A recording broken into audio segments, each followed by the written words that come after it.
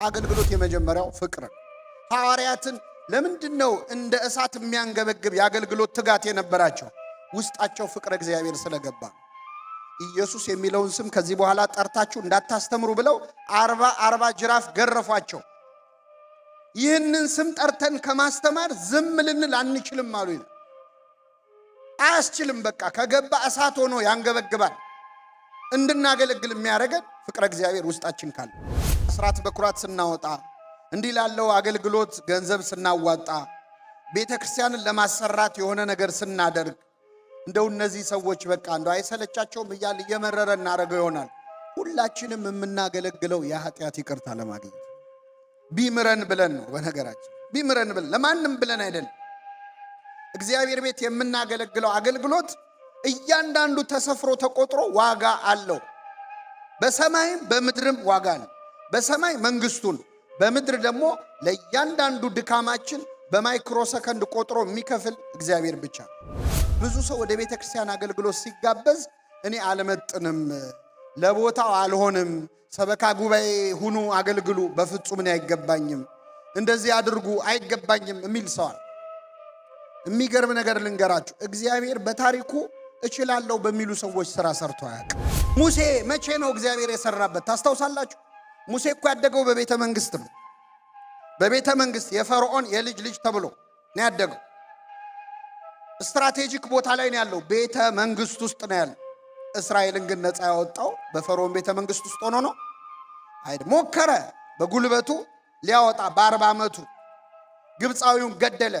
እንኳን ነፃ ሊያወጣ እሱም ስደተኛ ሆነ። 40 ዓመት ጠበቀው እግዚአብሔር። በ40 ዓመቱ ነፃ ሊያወጣ ሞክሮ አቅቶት በረሃ ሄደ። ከ40 ዓመት በኋላ እግዚአብሔር አነጋገረው። ሲደመር ስንት ዓመት ይሆነ? ስንት ዓመት? ያገለግለኝ ዘንድ ህዝቤን ልቀቅ ብለህ ለፈርዖን ተናገራል። ለአገልግሎት አሁን ከ40 ዓመትና ከ80 ዓመት የትኛው ይሻላል? አልፈልግም አለ እግዚአብሔር። ትንሽ መተንፈስ አለበት። ትንሽ በራስ መተማመን መቀነስ አለበት።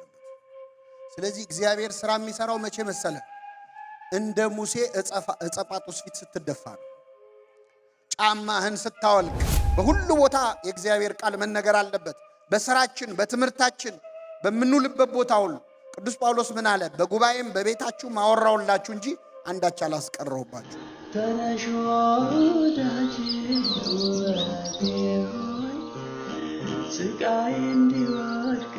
ክቡር አባታችን የዚህ ሀገረ ስብከት ዋና ስራ አስኪያጅ፣ ክቡር አባታችን የዚህ ደብር አስተዳዳሪ፣ የየአድባራቱ አስተዳዳሪዎች፣ አበው መነኮሳት፣ ወንድሞች፣ ካህናት፣ ምእመናት ሁላችሁ በእግዚአብሔር ሰላምታ እንደምንዋላችሁ እንደምንዋላችሁ።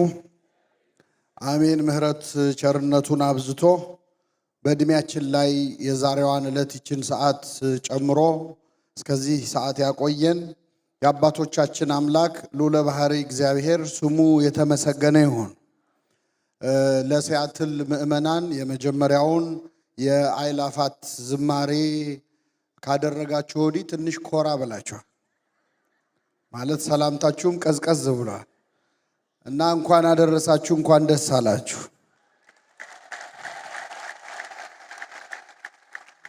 እግዚአብሔር አምላካችን እንደወደደ መጠን የቤተ ክርስቲያን አገልግሎት በዘመናችን በሚል ርዕስ ለቀሪው ሰዓት የእግዚአብሔርን ቃል እንማራለን። እግዚአብሔር አምላካችን በቸርነቱ እንዲያስተምረን እንዲመክረን የእርሱ ቅዱስ ፈቃድ ይሁንልን።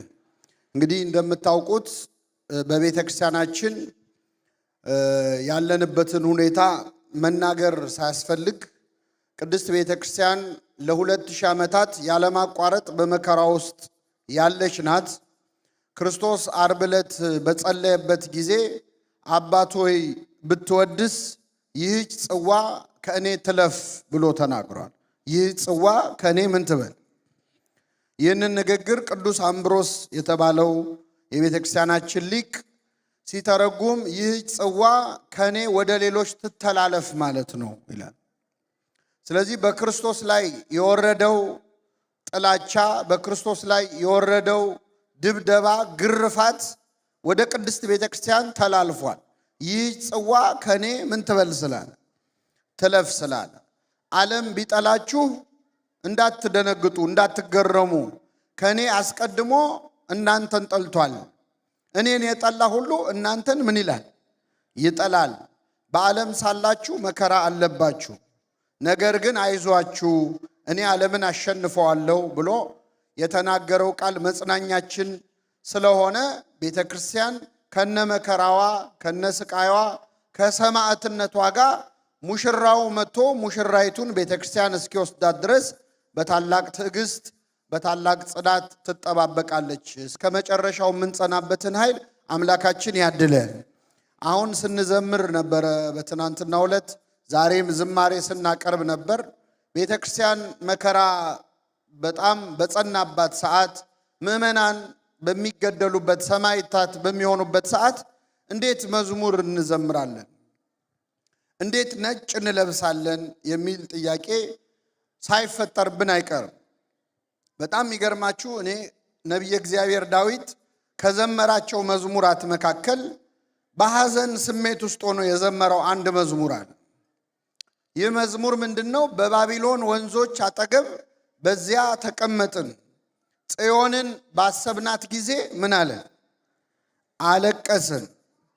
በአህያ ዛፎቿ ላይ መሰንቆቻችንን ሰቀልን ካለ በኋላ እንዴት እንዘምራለን ይላል። እስኪ አንዴ ከኔ ጋር በሉ፣ እንዴት እንዘምራለን?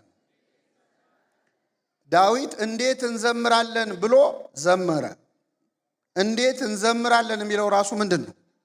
መዝሙር ነው። መዝሙረ ዳዊት ነው።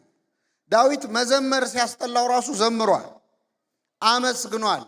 ብሶቱንም ሐዘኑንም መከፋቱንም የገለጸው በዚያው በመሰንቆ በዚያ በበገና እና ቤተክርስቲያናችን በመከራ ውስጥም በሐዘን ውስጥም ሆና ታመሰግናለች። ማህሌቷን፣ ቅዳሴዋን፣ ዝማሬዋን አቋርጣ አታውቅም። ጳውሎስና ሲላስ የታሰሩበትን እስር ቤት እኔ አንድ ጊዜ የመሳለም ዕድል አግኝቼ ነበርና እኔ የጠበቅኩት በጣም ትልቅ እስር ቤት ይሆናል በሚል ነበር። እስር ቤት ራሱ ለማለት ይከብዳል። ጉድጓድ ውስጥ ነው የታሰሩት። ጉድጓድ ውስጥ ነው የታሰሩት። እግራቸው ደግሞ በብረት ከመሬት ጋር ታስሮ በሰንሰለት ማለት። በዛ ስቃይ ላይ ሆነው ግን ይዘምሩ ነበረ። ታስረዋል እኮ እየተሰቃዩ ነው፣ ግን ለእግዚአብሔር ይዘምሩ ነበር። በመዝሙራቸው ምክንያት የነሱም የሌሎችም እስረኞች ሰንሰለት ምን አለ? ተፈታ። መዝሙር ሰንሰለት ይፈታል። እግዚአብሔር ዝማሬያችንን በሀገራችን ያለውን ሰንሰለት የሚፈታ ያድርግልን። መዝሙር ሰንሰለት ይፈታል። የእስር ቤቱ ወለል በር ወለል ብሎ ተከፈተ ይላል። እንዲያውም እስረኛ ያመለጠ መስሎት ራሱን ሊያጠፋ ጠባቂው ሲሞክር በራስ ላይ አንዳች ክፉ ነገር እንዳታደርግ ሁላችንም እዚሁን ያለ ነው ብለው ገሰጹት ይላል። ተንበርክኮ ተደፍቶ ጌቶች ሆይ እድን ዘንድ ምን ማድረግ ይገባኛል ብሎ ተናግሮ ወደ ክርስትና የተመለሰው በመዝሙር ምክንያት ነው። መዝሙር እስር ይፈታል። ምናልባት በግል ባንታሰር ነፍሳችን ታስራለች። ከኃጢአት ማሰሪያ እግዚአብሔር የሚፈታን አንዱ በዝማሬ ነው፣ በጸሎት በምስጋና ውስጥ የሚፈታ እስር አለ። ኢትዮጵያዊው ሊቅ ቅዱስ ያሬድ መዝሙር እየዘመረ እያለ እግሩ እየደማ ነበር አይደለም? እግሩ እየደማ ደሙ እየፈሰሰ ነበር። ጦር ተሰክቶበት መዝሙር አላቆመም። ከያሬድን የተማርነው ይሄን። ጦር ተሰክቶበት ይዘምር ነበር። በተመስጦ ሄዶ ነበር። ቤተ ክርስቲያን አሁንም ድረስ የተሰኩባትን ጦሮች የምትረሳው እኮ በያሬድ ዜማ ነው። ታውቃላችሁ? አሁንም በቅዳሴው ነው። አሁንም በማህሌቱ ነው። ሰማዕታቱ ሲገደሉ እየፈሩ የተገደሉ ይመስላችኋል? ለ300 ዓመታት ዘመነ ሰማዕታትን ሂዱና አንብቡ። እየዘመሩ ነበረ የሚያመሰግኑ። እንደውም አብዛኞቹ በመጀመሪያዋ 300 ዓመታት የነበሩት ክርስቲያኖች አብዛኞቹ ለሚገደሉበት ቀን ነጭ ልብስ አዘጋጅተው የክት ልብስ አዘጋጅተው ይጠብቁ ነበር። እየፈሩ ሳይሆን እየዘመሩ እያመሰገኑ አንገታቸውን እንደዚህ ኮሌታቸውን ዝቅ አድርገው በደስታ ሆኖ ነው ሰማዕትነትን የተቀበሉ። በረከታቸው ይደረብን። ስለዚህ ቤተክርስቲያን እንደዚህ ነው የኖረችው ማለት እንደዚህ ነው የኖረችው። በኋላም ደግሞ ሰማዕታት ሄደው ከክርስቶስ ፊት ሲቆሙ ምን እንደሚፈጠር ሂዱና አንብቡ። ዮሐንስ ራእይ ምዕራፍ 6 ላይ ስለ ክርስቶስ መስክረው የታረዱትን ነፍሳት አየኋቸው ይላል ቅዱስ ዮሐንስ። አሁን ሰሞኑን በምስራቅ አርሲ የተገደሉትን ባለፉት ዓመታት በሻሸመኔ የተገደሉትን በየስፍራው እዛ ሊቢያ በረሃ ላይ ተንበርክከው ብርቱካናማ ለብሰው ተንበርክከው እያያናቸው በቪዲዮ እየተቀረጹ የታረዱ ወንድሞቻችን ኢትዮጵያውያን፣ ኤርትራውያን፣ ግብፃውያን የት ገብተው ይሆን? አሁንም ያንን ብርቱካናማ ለብሰው ይሆን? አይደለም። እኔ አላየኋቸውም። ዮሐንስ አያቸው። አየኋቸው አለ። የሰራዊት ጌታ እግዚአብሔር ሆይ እስከ መቼ አትፈርድም? ደማችን እስከ መቼ በምድር ላይ ይፈሳል ብለው ጠየቁ።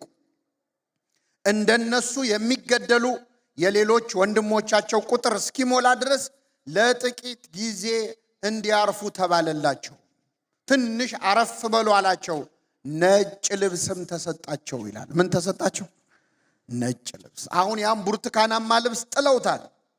ያንን ወድቀው አጥንታቸው ተከስክሶ ስጋቸው ተልከስክሶ ሬሳቸው ወድቆ እንዳየነው እንዳይመስላችሁ ነጭ ልብስ ለብሰዋል። በሰማይ እየዘመሩ እያመሰገኑ ነው።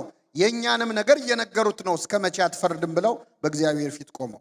እግዚአብሔር ከሰማዕታቱ በረከት ያሳድርብን። እና ዛሬ የምንወያየው የቤተ ክርስቲያን አገልግሎት በዘመናችን በሚል ርዕስ እንግዲህ እንደምታውቁት መነሻ ያደረግነው ዘመነ ሰማዕታትን ይሁን እንጂ ቤተ ክርስቲያን ከመከራ ውጭ አገልግሎቱ አይቋረጥ።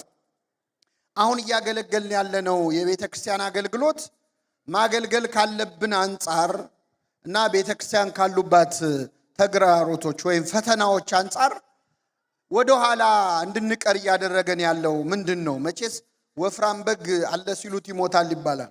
እንደዚያው ነጭ ለብሰን አዳራሽ ሞልተን አገር ቤትም በአደባባይ በንግስ በጥምቀት ብዙ ሆነን ስንታይ ያለን እንመስላለን እንጂ በየቀኑ በጣም ብዙ ኦርቶዶክሳውያን ከሃይማኖት እየወጡ እየካዱ ሰማዕታቱስ ለክብር ነው የሚገደሉት። ግን ወስኖ ከዚህች ኦርቶዶክሳዊ ተዋህዶ የሚወጣ ሰው በየቀኑ አለ የለም? አለ። ይህንን ለማወቅ ነቢይ መሆን አያስፈልግም። በሳምንት አንድ ሰው ሁለት ሰው ስልክ እየደወለ እህቴ፣ የእህቴ ልጅ፣ የወንድሜ ልጅ፣ ትንሿ ልጄ፣ ትልቋ ልጄ ሃይማኖት ቀይራብኛለች እያሉ እያለቀሱ የሚደውሉ ወላጆች በጣም ብዙ ናቸው።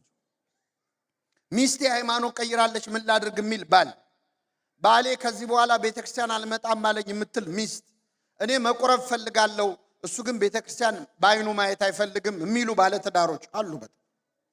ስለዚህ ዘመኑ ካመጣብን ከውጫዊ ፈተና በላይ እኛ ራሳችን መስራት ያለብንን ነገር ብዙ ያልሰራነው ነገር አለና አሁን እኔ እንግዲህ እንግዳ እንደመሆኔ አንድ ትልቅ እድል አለኝ። ምንድነው? እንግዳ እንደፈለገ ነው የሚናገረው። ግፋቢል ድጋሚ አጠሩኝም።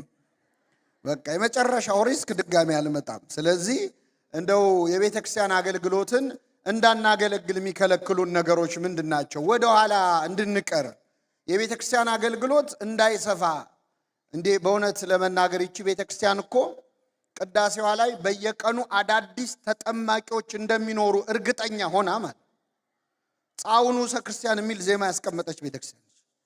እኔ እንግዲህ ስንት ዓመት ቀድሻለሁ። ጻው ስል አንድም ንዑሰ ክርስቲያን ሲወጣ ይቻላል። ጻው ስል እንደውም አዲስ አበባ ላይ አንዳንድ ስራ የረፈደባቸው ሰዎች ይወጣሉ ንዑሰ ክርስቲያንም የሆኑ መስሏቸው ማለት። መቼ ነው አዲስ አማኝ መቀበል የምንጀምረው? ዛሬ ምእመናን መጡ ከሌላ እምነት ከፕሮቴስታንት ከሙስሊም ከካቶሊክ ወደዚች ቤተ ክርስቲያን ይህን ያህል ምእመናን መጥተዋል እልል በሉ የምንባለው መቼ ነው? እገሌ ይህን ያህል ብር ሰጥቷል በሚለው እንደምንለው አይደለም። እኔ የምላችሁ መቼ ነው እስቲ አዳዲስ ነፍሳት ተጨመሩ። በየቀኑ ይበዙ ነበር። የመጀመሪያዊቱ ቤተ ክርስቲያን እያደገች ነው የመጣችው። ሰማዕትነት መከራ የሚያስቆም አካል የለ። የኢትዮጵያ ቤተ ክርስቲያን እንኳን ታሪክ ተመልከቱ። ከመጀመሪያው ከኢትዮጵያዊ ጃንደረባ አንስቶ በአባ ሰላማ በተስዓቱ ቅዱሳን በቅዱስ ያሬድ እያደገች ከኃይል ወደ ኃይል ከፍ እያለች የመጣች ቤተ ክርስቲያን ናት። ለምንድን ነው እኛ ጋር ሲመጣ ችግር ብቻ እያወራን የምንቆመው? ለምንድን ነው እንዳናገለግል የከለከለን ነገር ምንድን ነው የሚለውን በጥቂቱ እንመለከታለን። እግዚአብሔር አምላካችን በቸርነቱ እንዲያስተምረን ቅዱስ ፈቃድ ይሁንልን። በመጀመሪያ እንደው የአገልግሎታችን ወደ ኋላ መቅረት ምክንያት የአገልግሎትን ትርጉም አለመረዳት ነው። መንፈሳዊ አገልግሎት ምንድን ነው? የመጀመሪያው ነገር ምን እንደሆነ አለመረዳት ነው። አገልግሎት እኛ ሁላችን የተፈጠርንበት ዓላማ ነው። እግዚአብሔር እንግዲህ ምድር ላይ ያሉትን ሁሉ የፈጠረበት ምክንያት አለው። ያለ ምክንያት የፈጠረው አንድም ፍጡር የለም። ብዙ ምክንያቶች አሉ። ለአንክሮ፣ ለተዘክሮ፣ ለምግበ ስጋ፣ ለምግበ ነፍስ የተፈጠሩ አሉ። እኛ ልንበላ ልንጠጣ አይደለም የተፈጠርነው። ሰውና መላእክትን ለይቶ የፈጠረው ስሙን እንዲቀድሱ መንግስቱን እንዲወርሱ። ቅዱስ ጳውሎስ እንመላለስበት ዘንድ እግዚአብሔር አስቀድሞ ያዘጋጀውን ይላል መልካሙን ስራ ለማድረግ በክርስቶስ ኢየሱስ ተፈጠርን ይላል። ስለዚህ መንፈሳዊ አገልግሎት የተፈጠርንበት ዓላማ ነው። ለዚህ ነው እግዚአብሔር የሰራን እንድናገለግለው ነው የመጣን። አሁን ለብዙዎቻችን ስራ እንሰራለን በሙሉ ጊዜያችን፣ ትምህርት እንማራለን በሙሉ ጊዜያችን፣ በትርፍ ጊዜያችን ደግሞ ቤተ ክርስቲያን እንመጣለን። እንደዛ ነው ሰው የሚያስበው። እንደውም አንዳንድ ሰው በትርፍ ጊዜ ምን ማድረግ ደስ ይልሃል ሲባል ሳይክል መንዳት፣ ዋና መዋኘትና ቤተ ክርስቲያን መሄድ ይላል። እግዚአብሔር ለብዙ ሰው የትርፍ ጊዜ ጉዳይ ነው። አንዳንድ ኤክስትራ ካሪኩላር አክቲቪቲስ ውስጥ ነው እግዚአብሔርን የምናስገባው። መጽሐፍ ቅዱስ ግን የሚለን የተፈጠርነው ማንን ለማገልገል ነው? አሁን ትናንትና ስትዘምሩ እንደው አንወሻሽ፣ ለትንሽ ደቂቃ እንደዛ እየዘመራችሁ እዚሁ ብትኖሩ እንደው ደስ አይላችሁም ነበር? ይላል አይልም? ወይስ እኔ ብቻ ነው እንደዛ የተሰማኝ? እስቲ መልሱልኝ።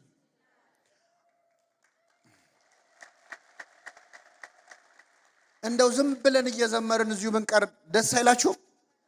ያ ስሜት ማለት በዘላለማዊው ዓለም በመንግስተ ሰማያት እንደዛ እንድንኖር ስለተፈጠርን ነው። ሰው ሲያመሰግን፣ ሲያስቀድስ፣ ሲጸልይ፣ ተመስጦ ውስጥ ሲገባ፣ ተዘክሮ ሲገባ እንደው እዚሁ በቀረው የሚያሰኝ ስሜት የሚሰማው የተፈጠረው እንደዛ ሊኖር ስለሆነ እግዚአብሔርን የሚፈልግ ነፍስ ነው ያለን ማለት። ስለዚህ አገልግሎት የመጀመሪያ የተፈጠርንበት ዓላማ ነው። ሁለተኛ የምናገለግለው ለነፍሳችን መዳን። ማንም ለማንም ብሎ አያገለግልም። ምናልባት ለቤተ ክርስቲያን አስራት በኩራት ስናወጣ፣ እንዲህ ላለው አገልግሎት ገንዘብ ስናዋጣ፣ ቤተ ክርስቲያንን ለማሰራት የሆነ ነገር ስናደርግ እንደው እነዚህ ሰዎች በቃ እንደው አይሰለቻቸውም እያል እየመረረ እናደርገው ይሆናል። ሁላችንም የምናገለግለው የኃጢአት ይቅርታ ለማግኘት ነው። ቢምረን ብለን ነው። በነገራችን ቢምረን ብለን ለማንም ብለን አይደለም። እግዚአብሔር ቤት የምናገለግለው አገልግሎት እያንዳንዱ ተሰፍሮ ተቆጥሮ ዋጋ አለው። በሰማይም በምድርም ዋጋ አለው። በሰማይ መንግስቱን፣ በምድር ደግሞ ለእያንዳንዱ ድካማችን በማይክሮ ሰከንድ ቆጥሮ የሚከፍል እግዚአብሔር ብቻ ነው። ከኔ ጋር ናችሁ ምዕመናን? እግዚአብሔር ከሁላችን ጋር ይሁን። አሁን እዚህ ቁጭ በማለታችን የምናገኘውን ዋጋ ብናቀው፣ በነገራችን ላይ በሴኪዩሪቲ ከዚህ ቤት አንወጣ ብናውቀው፣ አሁን ቁጭ በማለታችን ሌላውን ትታችሁት ማለት እያንዳንዷን የትኛውም ካምፓኒ እንደ ቤተ ክርስቲያን አይከፍልም። ሌላ ቦታ ብትሰራ በሰዓት ነው የሚከፈል። እግዚአብሔር በማይክሮ ሰከንድ ነው የሚከፍለው። ሐሳብህን ጭምር አይቶ የሚከፍል አምላክ። ስለዚህ አገልግሎት ማለት ለኃጢአታችን ስርየት ነው። ወንድሞቼ ሆይ ይላል ቅዱስ ያዕቆብ፣ ከናንተ ማንም ከእውነት ቢስት አንዱም ቢመልሰው፣ ኃጢአተኛን ከተሳሳተበት መንገድ የሚመልሰው ነፍሱን ከሞት እንደሚያድን የኃጢአቱንም ብዛት እንደሚሸፍን ይወቅ። እኔ እናንተን አላውቅም። እኔ የማገለግለው ኃጢአቴን ለመሸፈን ምህረት ለማግኘት ነው። ሌላውን ሰው አስተምሮ መክሮ የሚመልስ ሰው የራሱን ኃጢአት እንደሚሸፍን ነፍሱንም እንደሚያድን ይወቅ ይላል። ስለዚህ ስታገለግሉ በዚህ አስተሳሰብ ካገለገላችሁ ለገሌ ብዬ ነው የሚለው ስሜት ጥርግርግ ብሎ ነው የሚወጣልን።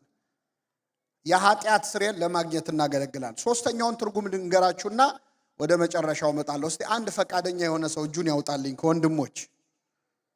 እሺ ወንድማችን ማን ነው ስምህ? ዮሴፍ። የምትወደው ምግብ ምንድን ነው? አስብበት።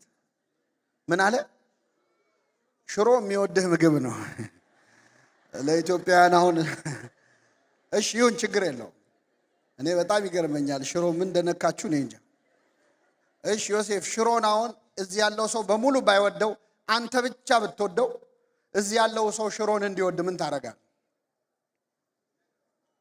ትነግረዋለህ። አልገባው አለ። ግን በሚያሳዝን ሁኔታ ምን አለ?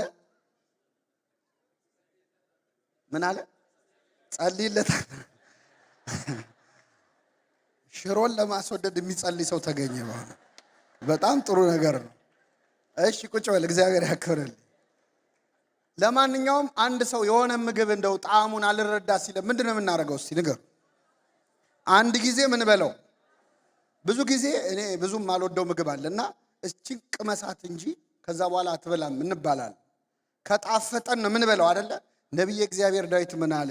እግዚአብሔር ቸር እንደሆነ ቅመሱ እዩም አለ። ቀምሶት እኮ ነው አያችሁ። ግድ የለም አምላኬን ቅመሱትና እዩታል። ሰው የሚያገለግለው የመጀመሪያው የእግዚአብሔር ፍቅሩ ውስጡ ሲገባ፣ ፍቅረ እግዚአብሔር ልብ ውስጥ የገባን ነው።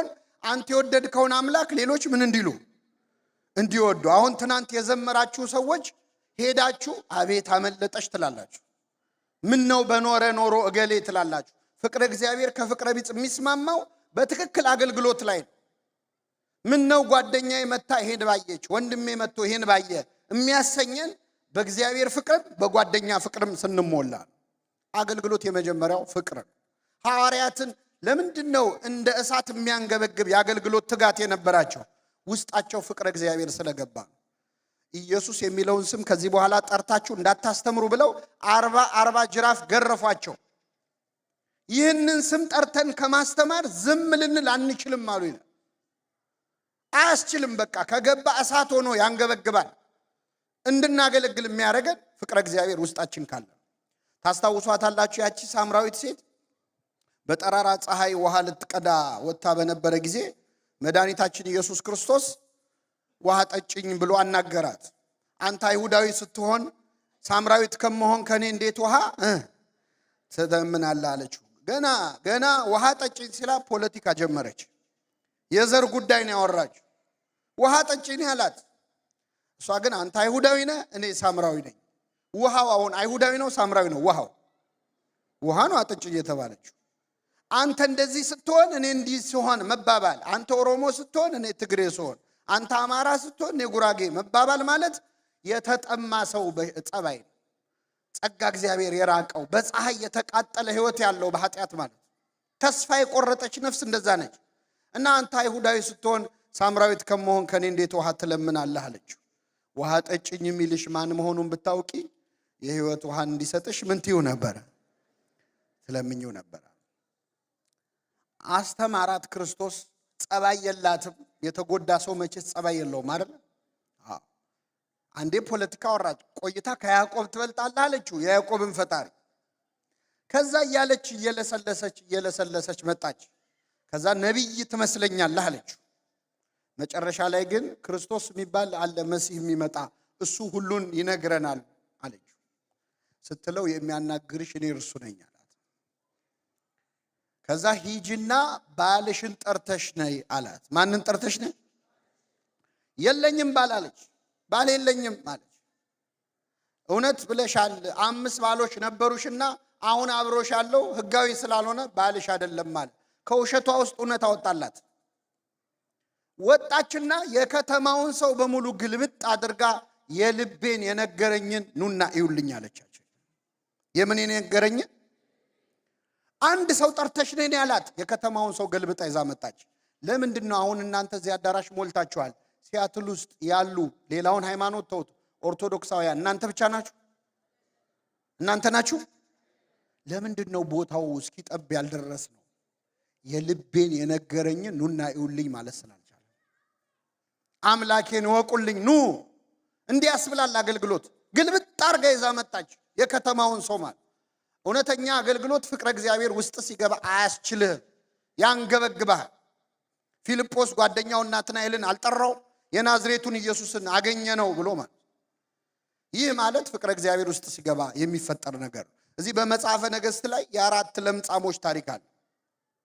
4 ሰውነታቸው ከጸጉራቸው እስከ እግራቸው በለምጽ የተመቱ ነበሩ። በኦሪት ዘመን ለምጽ ሌላ ትርጉም ነበር እና እነዚህ 4 ሰዎች በረሃብ በጣም ሲሰቃዩ እስራኤላውያን በዛ ሰዓት ረሃብ ላይ ነበሩና ወደ ከተማ እንዳይገቡ አያስገቧቸው። ምግብ እያመጡ ግን ይጥሉላቸው ነበር። አሁን ረሃብ ሲነሳ ለነሱ ምግብ የሚያመጣ ሰው ጠፋ። 4ቱ ለምጻሞች ስብሰባ አደረጉ። ምን እናድርግ? እኛ እዚህ ረሃብ ሊገለን ነው። ወደ እስራኤል ብንገባ አያስገቡንም፣ ቢያስገቡንም ምግብ የለም። በቅርብ ርቀት ደግሞ ፍልስጤማውያን ጦር አስፍረዋል ሊዋጉ። ወደ እነሱ ብንሄድ ደግሞ ይገድሉናል። ምን ይሻላል ብለው ስብሰባ አደረጉ። ከዛ ምን አሉ? በቃ ከረሃብ ሰይፍ ይሻላል ይባል የለ? እዛ ሄደን ቢገሉን ይሻላል ብለው እነዚህ 4 ሰዎች ወደ ጠላት ሰፈር መራመድ ጀመሩ። ከኔ ጋር ናችሁ? ስንት ሰዎች ናቸው? የሚገርማችሁ እግዚአብሔር ጥበቡ በጣም ይደንቃል። ለራበው ሰው ምንድነው የሚያስፈልገው? እግዚአብሔር ግን አለማስራብ አይችልም? ይችላል አይችልም? ለ4ቱ ለምጻሞች ምን እንዳደረገ ታውቃላችሁ? የእግራቸውን ኮቴ የእግራቸውን ዳና ድምጹን ያንድን ሰውዬ የእግር ኮቴ የ1000 ሰረገላ ኮቴ ያደረገ። 4 ሲሆኑ ስንት ሺህ ሆነ? በ4000 ሰረገላ ድምጽ የጠላት ሰፈር ተሸበረ ማለት ነው። እንደው እግዚአብሔር ኮቴያችንን ድምጹን ይጨምርልን። አሁን እኮ ብዙ ሆነን ራሱ አንሰማም እኮ አይደል? ማጆሪቲ ሆነን እንደ ማይኖሪቲ ነው አክት የምናረግ። ከፈለገ ግን አሁን ኮቴ ቢስ ሆነናል። ድምጽ የለውም የኛ ኮቴ። ድምጹን ጨመረው። ፍልስጤማውያን ደንግጠው እስራኤላውያን ጦር አደራጅተው ሊያጠፉ መጡ ብለው እግሪ አውጪኝ ብለው ብን ብለው ጠፉ። ከስንት ሺህ ሸሽተው? ከ4 ሰው። እነዚህ 4ቱ ሲገቡ ባዶ ነው። መጀመሪያ ምግብ በሉ። ያሳዝናሉ። አንዱ ድንኳን ገብተው በሉ። ሌላውም ደግሞ ወርቅም ሀብትም አለ። ደበቅ አረጉ፣ ከተቱ። ሁሉን መቼት ሰፈሩን መዝረፍ አይችሉም። ከዛ ከመሃላቸው አንዱ ምን አለ? መልካም አላደረግንም አለ። እኛ እዚህ ስንበላ በዚህ ሰዓት እስራኤል ውስጥ በረሃብ እየሞተ ያለ ሰው አለ።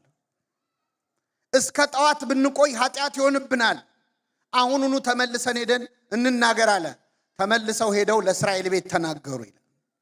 አገልግሎት ማለት አንተ ቃሉን ስትሰማ ቃሉን ያልሰሙ ሰዎችን ማሰብ እና እግዚአብሔር ያለማቋረጥ እንድናገለግል የሚያደርገው ነገር እሱን መውደድ ነውና ፍቅሩን ለሁላችን ይጨምርልን።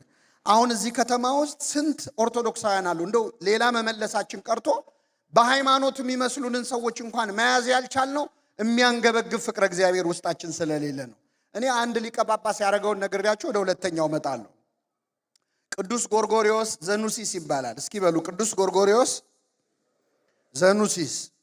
ኑሲስ የምትባል ትንሽ ከተማ ውስጥ ሊቀ ጳጳስ ሆኖ የሚያገለግል አባት ነው። ጎርጎርዮስ እንግዲህ በጣም የተማረ ሊቅ ነው።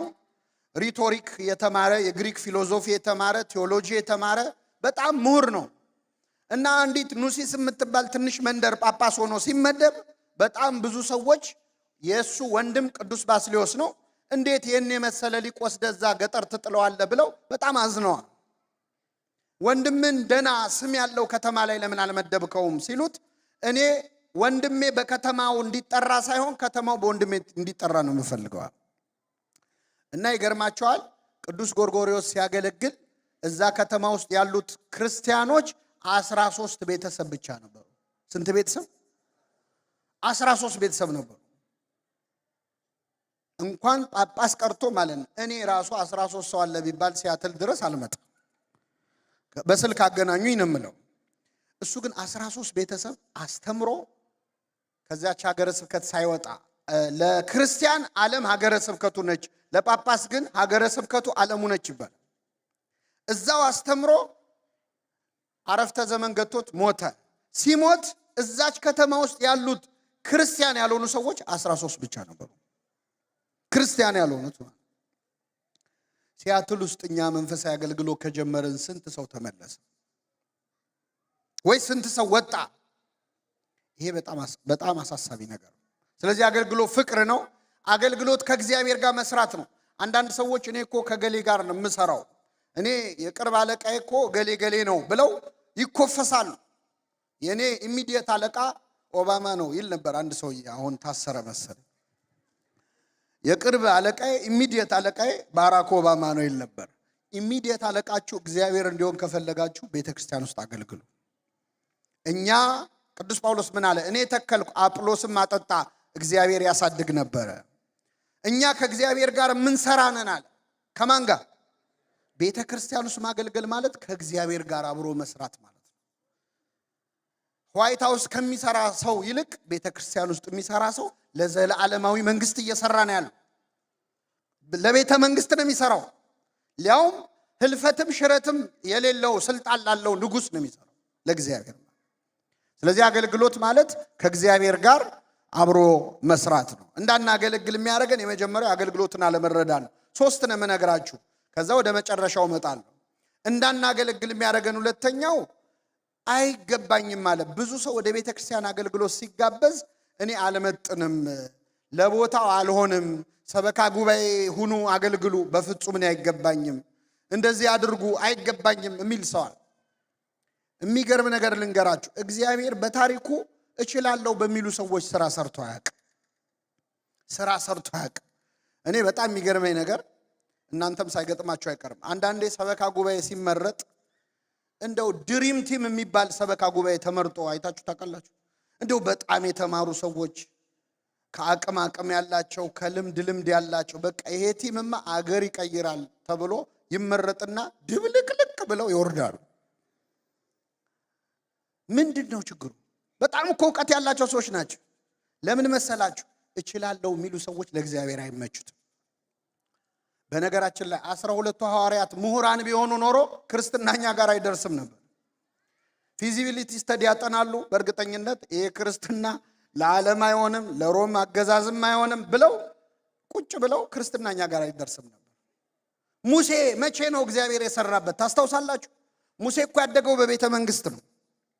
በቤተ መንግስት የፈርዖን የልጅ ልጅ ተብሎ ነው ያደገው።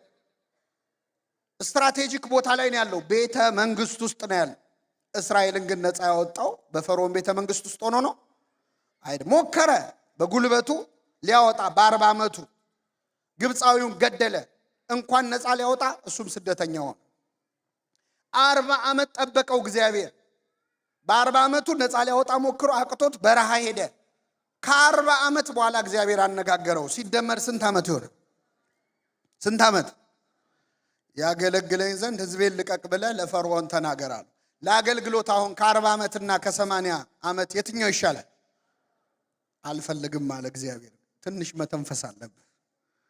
ትንሽ በራስ መተማመን መቀነስ አለበት። ስለዚህ እግዚአብሔር ስራ የሚሰራው መቼ መሰለ? እንደ ሙሴ እጸጳጦስ ፊት ስትደፋ ነው። ጫማህን ስታወልቅ። ከዛ ሂድና ህዝቡን ነፃ አውጣ አለው። ህዝቡን ነፃ አወጣ ዘንድ እኔ ማነኝ አለ። አሁን ብቁ ነው ማለት። እኔ ማነኝ ካልክ ብቁ ነህ። አንድ ሐዋርያ አንድ ነቢይ ይገባኛል ብሎ ያገለገለ የለም። እኔ ኮልታፋ ነኝ፣ እኔ ብላቴና ነኝ፣ አይገባኝም፣ ከንፈሬ የረከሰብኝ ሰው ነኝ ያሉ ነቢያት ሁሉ ናቸው። በእውነት እግዚአብሔር በእነሱ ስራ የሰራው ኃይሌ በሉ እስኪ በድካምህ ይገለጣል። ስለዚህ እግዚአብሔር ኃይሉን የሚገልጠው በምናችን ነው? በድካማችን። በድካሞች ነው የሚሰራው፣ በትንንሾች ነው የሚሰራው። ምንም አያውቁም በተባሉ ነው የሚሰራው። በጣም አውቃለሁ የሚሉ ሰዎችን አይፈልጋቸው፣ አይመቹትም፣ ራሱ አይመቹት። ከአገልግሎት የሚያርቀን ነው። ሌላኛው ኑሮ። ብዙ ጊዜ የቤተ ክርስቲያን አገልግሎት ላይ ሰው ተባበር ሲባል ወደኋላ የሚጎተተው ስራዬን ኑሮዬን ቢጎዳውስ እግዚአብሔር ቤት ብዬ። እኛ ስንት ቢዝነስ ያለን ሰዎች ነን። ከሀገር የወጣ ነው መቼስ ልናስቀድስ አይደለም የሚሉ ሰዎች አሉ። ከሀገር የወጣ ነው ለቤተ ክርስቲያን አይደለም፣ ይህንን ሰዓት አሁን እዚህ ቁጭ ያልኩበት እንዲባረግበት የሚል ስሜት ይሰማናል። የሚገርም ነገር ልንገራችሁ፣ እናንተ የእግዚአብሔርን ቤት ስትሰሩ እግዚአብሔር የእናንተን ቤት ይሰራል። ይሄ የታወቀ ነው። ለእግዚአብሔር ቤት ጊዜ ስትሰጡ እግዚአብሔር ለእናንተ ቤት ጊዜ ይሰጣል። ገንዘብ አይሰጥህም፣ ያለህን ገንዘብ ግን ይባርከዋል። ጥቂቱን ብዙ ማድረግ ይችላል አይችል? እስራኤል 40 ዓመት ሙሉ በምድረ በዳ ሲሄዱ ለ40 ዓመት የሚበቃ ልብስና ጫማ አድሏቸዋል እግዚአብሔር? አላደላቸውም። ግን ጫማህ አላለቀ፣ በትርህ አልወደቀ ይላል። ጫማቸው አላለቀም፣ ልብሳቸው አላለቀም፣ በትራቸው አልወደቀ። 40 ዓመት እንዲቆይ ያደረገ እግዚአብሔር ብር አይሰጥህም፣ ያለህን ብር ግን ይባርከዋል። ስለዚህ መንፈሳዊ አገልግሎት እንዲህ ባለ አስተሳሰብ ብናገለግል ከዓለም አገልግል ያርቀናል። የመጨረሻው ምክንያት የተሳሳቱ የአገልግሎት መለኪያዎች ናቸው። ከኔ ጋር ናችሁ? ደከማችሁ እንዴ? እሺ፣ እስቲ ሲያትል ውስጥ መልሱልኝ። ሲያትል ውስጥ 1 ሊትር ስኳር ስንት ነው? ችግር አለ? እሺ ቆይ ተውት እናንተ ወንድሞች። ደግሞ 1 ኪሎ ዘይት ስንት ነው የሚሸጠው? ዘይት በኪሎ ይለካል፣ ስኳር በሊትር ይለካል። ይገርማችኋል፣ የቤተ ክርስቲያን አገልግሎትን በማይለካበት ፓራሜትር ነው የምንለካው። የምንመዝነው በማይመዘንበት ነው። በጣም ወደ ኋላ የሚያስቀረን አንዱ ይሄ ነው። የመጀመሪያው አገልግሎት በማዕረግና በስራ ድርሻ አይለካም። ብዙ ጊዜ በቤተ ክርስቲያን አገልግሎት ላይ ብዙ ስራ እንዳንሰራ የሚያደርገን በማዕረግ ስለምንለካው ነው። እኔ በጣም የብዙ አገልጋዮች ፎቶ እያሳየዋችሁ ነው እዚህ ስክሪን ላይ። ከላይ መጽሐፍ የሚያነቡትን ካህን መጽሐፍ ተሸክሞ ይዞ የሚያስነብብ ዲያቆን አለ። ከዛ ከጎን ሊቀ ጳጳስ አሉ፣ ቆሞስ አሉ፣ ቄስ አሉ። ከዚያ ደግሞ ፍም የሚያፍም ዲያቆን አለ። ከዚያ የተግባር ቤት ስራ የሚሰሩ ደግሞ እማሆይ አሉ። ከዛ ሰንበት ትምህርት ቤት ወጣት የምትዘምራለች። አብሯት ደግሞ ሙዳየ ምጽዋት የሚያዞር ልጅ አለ። ሁሉም የሚያገለግሉት ማንን ነው? አሁን ከዚህ ውስጥ ትልቁ አገልግሎት የትኛው ነው? አሁን እኛ የሚመስለን የጳጳሳቱ የካህናቱ አገልግሎት ነው። እኔ ለአገልግሎት ማዕረግ አያስፈልግም፣ ክህነት አያስፈልግም አላልኩም። ግን አገልግሎት በማዕረግ አይለካም። ብዙ ጊዜ ብዙ ሰው ቤተክርስቲያንን ሲከስ ለምንድን ነው ቤተክርስቲያን እንደዚህ የማታደርገው ይላል። በሱ ቤት ቤተክርስቲያን ጳጳሳት ነው የሚመስሉት። በሱ ቤት ቤተክርስቲያን ካህናት ነው የሚመስሉት። ካህናት የቤተክርስቲያን አንድ አካል ናቸው እንጂ ሁላችንም ቤተክርስቲያን። በጣም ይገርማል። ቤተክርስቲያን የሚለውን ቃል በነገራችን ላይ ግዕዙ እና አማርኛው ላይ ነው የተሻለ ያለው። በእንግሊዘኛው ቸርች ነው የሚባለው። ቸርች ኪሪዮስ ከሚለው ቃል ነው የመጣው፣ ኦፍ ክራይስት ወይም የጌታ ማለት። ቤተ ክርስቲያን ግን ልዩ ስም ነው። እስኪ በሉ ቤተ ምን ማለት ነው? ትርጉም የክርስቲያን ምን? አሁን ልታስቀድሱ ስትመጡ ጠዋት እሑድ ጠዋት ወዴት ነው የሚሄደው ብላችሁ ነው የምትወጡ? ቤተ ክርስቲያን ምን ማለት ነው? አስቀድሳችሁ ስትመለሱ ወዴት ነው የምትሄዱት? ቤታችሁ የምን ቤት ነው? የምን ቤት ነው ቤታችሁ? ቤተ ክርስቲያን ነው። ሁለቱንም በአንድ ስም ነው የምንጠራው። ያም ቤተ ክርስቲያን ነው፣ እኔም ቤቴ ቆልፌ ከፍቼ የምወጣ የምገባበት ቤት ቤተ ክርስቲያን ነው። ለምንድን ነው አንድ የሆነው ስሙ? ክርስቲያን ማለት ቤቱን ቤተ ክርስቲያን፣ ቤተ ክርስቲያንን ቤቱ ማድረግ የቻለ ሰው። ቤተ ክርስቲያንም ቤትህ ናት፣ ቤትህም ቤተ ክርስቲያን ነው። በቤት ላለች ቤተ ክርስቲያን ሰላም በልልኝ ይላል። ምን ማለት መሰላችሁ? ጳጳስ አለ ብቻ የሚጠየቁ እንዳይመስለን። ልመልሳችሁ። አሁን የነበረው አገልጋዮች ፎቶ ከዚህ ውስጥ ክብር ያለው አገልግሎት የሚመስል አሁን የሆነ ወቅታዊ ጉዳይ ሲደረግ ቅዱስ ሲኖዶስ ቅድሚያ ግንባር ቀደም ሆኖ ማዘዝ እንዲያርጉ እንዲያታርጉ ማለት ስላለበት ቅዱስ ሲኖዶስ አይጠየቅም ማለት አይደለም። ግን ሁላችንም ድርሻ አለን የለንም? አለን። ቤተ ክርስቲያን ለምን እንደዚህ አታደርግም ስትል አንተስ ለምን እንደዚህ አታደርግም? አንተም እኮ ቤተ ክርስቲያን ነህ። ብፁዕ አቡነ ቄርሎስ አሁንም ድረስ አሉ፣ በረከታቸው ይደርብን። ሁሉም ሰው ለሃይማኖቱ ጳጳስ ነው ብለዋል። ሁሉም ሰው ለሃይማኖቱ ምንድን ነው? ጳጳስ ነው። በአብዛኛው ደግሞ ቤተ ክርስቲያን ውስጥ ያለ ችግር ለመፍታት ክህነት አይፈልግም። አብዛኛው የቤተ ክርስቲያን ችግር ክህነት አይፈልግም። እኔ ቀላል ምሳሌ ልስጣችሁ። በአጋጣሚ ያለነው ሌላ ቦታ ነው። እስቲ የምትገለገሉበትን ደብር አስቡት።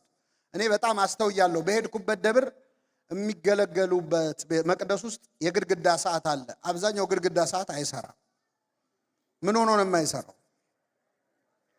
መልሱልኝ። ባትሪ ለመቀየር ቅስና ነው ዲቁና ነው ጵጵስና ነው የሚፈልገው? አብዛኛው የቤተ ክርስቲያን ችግር ቅን ልቡና ብቻ ነው የሚፈልገው። በምዕመናን መሰራት የሚችል እንዲያውም የበለጠው ስራ ያለው ወደ ታች ነው። እዚህ ላይ ካሉት ሰዎች አሁን በጣም ዋጋ ያለው የሚመስለን እኛ እኔ እንደቆምኩት መድረክ ላይ ቆሞ የሚያስተምረው መዝሙር የሚዘምረው የሚቀድሰው እሱ ብቻ አገልግሎት በፍጹም አይደለም። ዛሬ እኛ እንድንዘምር እንድንማር ከኛ ቀድሞ መጥተው ወንበር ያስተካከሉ ሰዎች አሉ። እነሱ ዋጋ አላቸው የላቸው? እንደውም ዋጋቸው የሚጨምረው የነሱ። እስቲ አሁን እዚህ ውስጥ ይሁት ዝነኛ ቀዳሽ አለ፣ ዝነኛ ሰባኪ አለ፣ ዝነኛ ፍማፋሚ አለ አለ። ወይ እንደው እገሌ እኮ እፍ ሲል በቃ እሱ እፍ ይበል የሚባል ሰው አለ። እሱ ይቀድስ የሚባል ሰው አለ። እገሌ ሙዳየ ምጽዋት ሲያዞር አዟዟሩ የሚባል አለ የለም። ከንቱ ዳስ የለው፣ ዋጋው ከፍ ያለ ነው። እኔ በጣም ይገርመኛል። በየደብሩ እንደዚህ አይነት ስም የሌለው አገልግሎት የሚያገለግሉ ሰዎች አሉ። በሌሊት መጥተው ቅዳሴ ጠበል የሚቀዱ የተበተነውን የሚሰበስቡ እኛ ምኑንም ጣጥለን ስንሄድ ዘግይተው ቤቴ ገብቼ ልረፍ ሳይሉ የሚሰበስቡ ዋጋ አላቸው የላቸው? በጣም የተወደዱ አገልጋዮች ናቸው። ምንም በተለይ ድምፅ የሌለው ምናምን እኮ ይበቃል። ታውቃላችሁ፣ እንደው ከንቱ ዳሴም የለበትም አይፈለግም። ለክብረ በዓል ዞር በል የሚባለው ሰው የበለጠ ጸጋ። ስለዚህ አገልግሎት በክህነት ማዕረግ ሊለካ አይችልም። ምእመናን ሆነው ብዙ ተአምር የሰሩዋል። ዲያቆን ሆነው ቀዳሜ ሰማዕት ቅዱስ እስጢፋኖስ ዲያቆን ነው። 8000 ሰው ነው ያሳመነው። ጉድ እኮ ነው። ከአንድ ዲያቆን እግዚአብሔር 8000 ሰው ይፈልጋል ማለት 8000 ሰው። አንድ ስኬሉን ሰቅሎት ሄዳ አሁን ምን ልናረገው ነው? ለዚህ ነው በቃ ለመጽናናት እንዲሆነን አባቶቻችን በረከተ እስጢፋኖስ ይድር በላይ ላይ ይላል። 8000 ቢያቅት እንደው የ8000 በረከት ይደርብ ይላል። ከአንድ ዲያቆን አትናቴዎስ አርዮስን አፉን ያዘጋው 3 ምዕት ቁጭ ብለው ብቻውን በአንድ ዲያቆን እግዚአብሔር ስራ ይሰራ። ምእመን ሆኖ ይህንን አባት ተመልከቱት። ቅዱስ ስምዖን ይባላል። ስምዖን ምእመን ነው። እንደውም ጫማ ሰፊ ነው። ስራው ጫማ ሰፊ ነው። ብዙም ትምህርት የለውም። ብፁዕ ቅዱስ አቡነ ሽኖዳ የጻፉት ስለ ስምዖን የህይወት ታሪክ አለ። መግቢያው ላይ ስምዖን ቃለ እግዚአብሔር ብዙ እንደማያውቅ የሚያስታውቀው አይን ብታሰናክልህ አውጥተህ ጣላት የሚለውን እንዳለ ተረድቶ አይኑን ያወጣ ሰው። አንዲት ሴት መጣችና ለዝሙት ፈልግሃለሁ አለችው። ምንን የወደድሽው? አይኔን። ይኸው ብሎ አውጥቶ ሰጣት።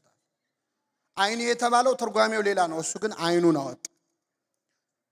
በጣም ይገርማቸዋል። አንድ ቀን ታዲያ ግብፅ ውስጥ አንድ መሪ ተነሳና ከአይሁድ ጋር ተመሳጥሮ እናንተ ክርስቲያኖች መጽሐፍ ቅዱሳችሁ ላይ የሰናፍጭ ቅንጣት የምታህል እምነት ያለው ሰው ቢኖር ይህን ተራራ ከዚህ ወደዛ ሄድ ብትለው ምን ይላል? ይሄዳል የሚል አለ። ስለዚህ የእናንተ እምነት ተሰብስቦ ይህንን ተራራ ከዚህ ወደዛ ዞር እንዲያደርግልኝ ፈልጋለሁ አላቸው። እስቲ አሁን የሲያትል ገቨርነር መጥቶ እዚህ ጉባኤ ላይ በሴኩሪቲ ተከቦ መጥቶ በጣም ጥሩ ነው መዝሙራችሁ ጥሩ ነው፣ ከዚህ ሲያትል ትንሽ ወጣ ብሎ የሆነ ተራራ አለ፣ እሱን ወደ ከተማ ቀረብ አድርጉልኝ ቢለን ምንድን ነው የምትሉት? አልገባህም እኮ ትርጓሜው ነው ምን ነው አይደል? ተራራ ሲባል እኮ ችግር ለማለት ነው ልንል። የሚገርማችሁ ተራራውን አፍልሱልኝ አለ። በወቅቱ የነበረው አቡነ አብርሃም የሚባል ጳጳስ ነበር። ሱባኤ ያዘ። ክርስቲያኖችን ሁሉ ጹሙ አለ። አሁን እኮ ይሄም እኮ ነው ያቃተን። በነገራችን ላይ ተራራ እኮ ቤተክርስቲያን ብዙ የተጫናት አለ አይደል? ግን ሱባኤ የሚይዝ ጠፋ። ሱባኤ ሲባል ራሱ ሰው ይናደዳል። ምን የምን ሱባኤ ነው ይላል። እግዚአብሔር ከናከው ይንቃል፣ ይሰራል ካልከው ይሰራልሃል። ከዛ ጾሙ ጸለዩ። እመቤታችን ተገልጻ ይህን ተራራ የሚያፈልሰው ስምዖን የሚባል አንድ ምእመን ነው አለች። እስቲ ምን አይነት ሰው ነው ተብሎ ሲፈለግ ጫማ ሰፊ ነው። ጫማ ሰፊ፣ ሊያውም ጥቅሱን ቃል በቃል ተረድቶ አይኑን ያወጣ ሰው። ስለዚህ ቃል በቃል ተረድቶ አይኑን እንዳወጣ ቃል በቃል ተራራውንም ማፍለስ እንዲችል አደረገችው እመቤታችን። ጸለየ። እያዩት መሃል ካይሮ ላይ አሁን አለ። ተራራው ከዚህ ተነስቶ ወደዛ ፈቀቅ አለ። ቤተ ክርስቲያን ሰላም አገኘች። ክብር ምስጋና ይድረሰው እግዚአብሔር። አሁን እኛ የተጫነን ተራራ የለም አለ? የለም አለ። ይህን ተራራ ለማፍለስ ጵጵስና ነው ወይ የምንጠብቀው? የአንድ ምእመን እምነት እኮ ይበቃ። ይሄ የምታዩት ካይሮ ውስጥ ያለው የስምዖን ገዳም ነው። ከጀርባ ያለው ተራራ ስምዖን ያፈለሰው ተራራ ነው። ስምዖን ያፈለሰው ተራራ እና የግብፅ መንግስት ታሪኩን ለማበላሸት የካይሮ ቆሻሻ መጣያ አድርጎታል ተራራው። ክርስቲያኖቹ ደግሞ ቆሻሻ ሪሳይክል ማድረጊያ ፋብሪካ ከፍተዋል እና በጣም ሀብታም ሆነዋል። ክርስቲያን ማለት ድንጋይ ሲወረወርበት በተወረወረው ድንጋይ ቤተ ክርስቲያን የሚሰራ ችግርን ወደ እድል የሚቀይር ማለት። ምእመናን ሆነው እንደዚህ ያለ ተአምር የሰሩ ሰዎች አሉ። ስለዚህ አገልግሎት በማዕረግ አይለካም። ሁለተኛ በጾታና በእድሜ ነው። አገልግሎት በጾታ በእድሜ አይለካም። በወንድ በሴት አይለካም። ብዙ ጊዜ እኛ ቤተ ክርስቲያን ላይ እህቶችን የምንጠቀመው በጣም ለተወሰነ ጊዜ ነው፣ ለተወሰኑ ጉዳዮች ነው። ግን ታሪካችን ይህንን አያሳይም። የቤተ ክርስቲያኒቱ ታሪክ ይህንን አያሳይም። ሴቶች ወንዶች በጭብጨባ ሴቶች በምን እስከ መቼ እልል እያላችሁ ትቀጥላላችሁ? እዚህ ላይ የምታዩት ቅድስት ወለተ ጴጥሮስ፣ እዚህ ላይ የምታዩት ቅድስት መቅሪና አንዲት ሴት ሆና 3 ጳጳስ ነው ያፈራችው። 3ቱ ቀጰዶቃውያን አበው። አንዲት ሴት ናት 3 ጳጳስ አፈራች። እግዚአብሔር ከአንዲት ሴት 3 ጳጳስ ይጠብቃል። በጾታ አይለካም አገልግሎት፣ በእድሜ አይለካም። ትንሽ ሆነው ትልቅ ስራ ይሰራሉ። ቂርቆስ ሕፃን ሆኖ አይደል እንዴ ለኛ መጠጊያ ሆነው ለኛ አማላጅ ሆነው። ስለዚህ አገልግሎት በእድሜ ሊለካ አይችልም፣ በጾታ ሊለካ አይችልም። የትኛውም ገደብ አገልግሎት። ሌላው በቦታም አይለካም። አገልግሎት በቦታ አይለካም። ክርስቶስ ለሐዋርያቱ በኢየሩሳሌምም በይሁዳም በሰማርያም እስከ ምድር ዳርቻ ድረስ ምስክሮቼ ትሆናላችሁ። ይህንን ካርታ ላይ ብታደርጉት ክርስቶስ ሰርክሉን እያሰፋ ነው ሄደው። መጀመሪያ በኢየሩሳሌም አለ፣ ቀጥሎ በይሁዳ፣ ከዛ በሰማርያ፣ ከዛ እስከ ምድር ዳርቻ ድረስ። ደከማችሁ እንዴ? ስለዚህ አገልግሎት በሁሉም ቦታ ነው። ቤተ ክርስቲያን ውስጥ ብቻ አይወሰንም አገልግሎት። አንዳንድ ሰው ቤተ ክርስቲያን ይመጣል፣ ይገለገላል፣ ያገለግላል፣ ግን የሥራ ቦታው ላይ እግዚአብሔር እንዲነሳበት አይፈልግም። አንዳንድ ሰው ንግዱ ላይ የእግዚአብሔር ስም እንዲጠራ አይፈልግም። አይ አሁን ይሄ የንግድ ቦታ ነው ይላል። ይቅርታ አድርጊልኝ፣ ይሄ ፕሮፌሽናል ነው መሆን የምፈልገው ይላል። እግዚአብሔርን አንድ ቦታ ካሰርከው አታምነውም ማለት ነው። እግዚአብሔር ትዝ የሚል ይላል ቅዱስ አምብሮስ፣ እግዚአብሔር ትዝ የሚል እሁዱን ልታስቀድስ ስትመጣ ከሆነ አንተ እንደ ቅዱሳት አንስት ነህ ይላል። ቅዱሳት አንስት ሽቱ ይዘው የሄዱት ጌታ ገና ከሞት ምን አላለ አልተነሳም ብለው ነው። ቤተ ክርስቲያን እኮ የክርስቶስ መቃብሩ አይደለችም፣ ቤተ መንግስቱ ነች። ስለዚህ እሁድ ብቻ ጌታ እዛ ያለ ከመሰለህና ሌላ ቦታ ከረሳኸው ላንተ ክርስቶስ ገና አልተነሳም። በሁሉ ቦታ የእግዚአብሔር ቃል መነገር አለበት። በስራችን፣ በትምህርታችን፣ በምንውልበት ቦታ ሁሉ ቅዱስ ጳውሎስ ምን አለ? በጉባኤም በቤታችሁ አወራሁላችሁ እንጂ አንዳች አላስቀረሁባችሁ። እኔ ብታሰር እንኳን የእግዚአብሔር ቃል አይታሰር። እስር ቤት ሆኖ እንኳን በእውነት በቦታ አልገደበውም እግዚአብሔር። የመጨረሻው አገልግሎት በዘመን መርዘምና ማጠር አይለካም። ብዙ ዓመት ያገለግላል፣ ጥቂት ዓመት ያገለግላል። እግዚአብሔር ባገለገለበት እድሜ መጠን ብቻ አይደለም የሚለካው ባመጣው ውጤት እንጂ። ይህን የምለው ለምንድን ነው? እዚህ መሃል ሁለት አይነት ሰዎች አሉ። እንደኔ ቤተክርስቲያን ያደገ በጣም ብዙ ሰው አለ። እዚህ መሃል እድሜውን ሙሉ ቤተክርስቲያን ያሳለፋል። ደግሞ ሰሞኑን ወደ ቤተክርስቲያን የመጣ ሰው አለ። ትልቁ ችግር ምንድን ነው? ቤት ውስጥ የቆየነው ሰዎች አዲስ ሰው ሲመጣ ብዙም ደስ አይለን። ከኔ ጋር ናችሁ? እስቲ ምን ያህል ዌልካሚንግ ነው ቤተክርስቲያን ሰው ሲመጣ የምንቀበልበት ፊት? እኔ አሜሪካን ሀገር ለመጀመሪያ ጊዜ የዛሬ 2 ዓመት ነው የመጣሁት። እንደመጣው በጣም የገረመኝ ከስተመር ሰርቪስ። በጣም ሰው ስታስተናግዱ ቤተክርስቲያን ውስጥ አላልኩም፣ ስራ ቦታ አንድ ባንክ ሄድን ጉዳይ ለማስፈጸም ከአንዲት እህታችን ጋርና በአጋጣሚ የተቀመጥንበት ወንበር ሙሉ ነው። ሁላችንም ቁጭ ብለናል። ሊያስረዳን ፈልጎ መጥቶ የባንኩ ኃላፊ እኮ ነው መጥቶ ተንበርክኮ አዋራ። እኔ ያወራውንም ባልሰማሁት ተንበርክኮ ጉዳያችንን ጨረሰ። አገር ቤት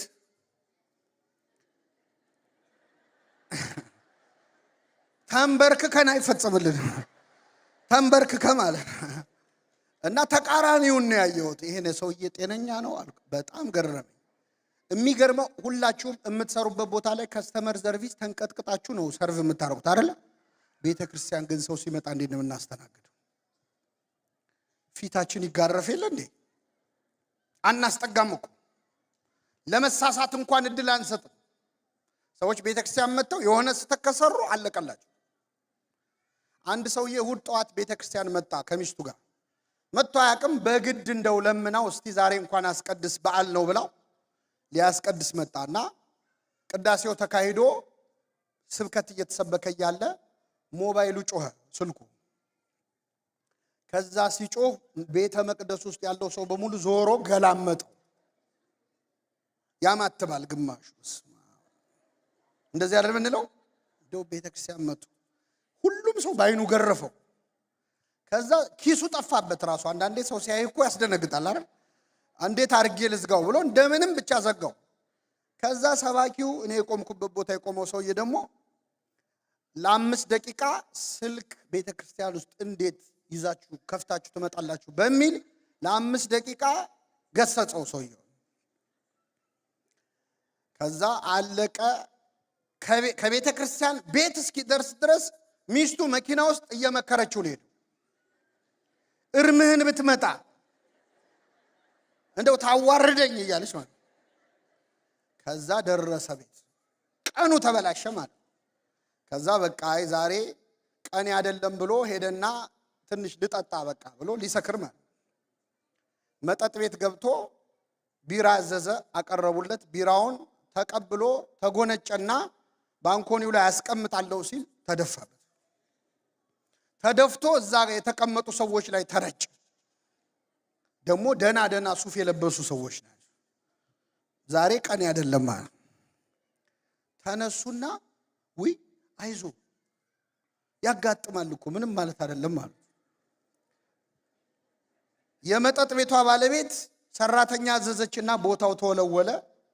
ዛሬ እኔንም ጋብዝ ብላ ቢራ በነፃ ሰጠችው። ይሄ ሰውዬ ከዛች ቀን ጀምሮ ከዛ መጠጥ ቤት ቀርቶ አቅ ይህንን መስተንግዶ ማግኘት የነበረበት የት ነበረ? ቤተክርስቲያን። እኛ እንደ ሾህ እንዋጋለን። የሆነ ሰው ይሳሳት የሆነ ሰው ይሳሳት ብቻ አይደለ እናፈርጠዋለን በግልምጫ። ጸጉሩ ያደገ ልጅ ይመጣል ቤተክርስቲያን። ሰው እኮ ክርስትና ሲገባ አንገቱንም ይቆረጣል አይደለም ጸጉሩን አይደል? ማተቤን አልበጠስም ብለው አንገታቸው እየተበጠሰ አይደል?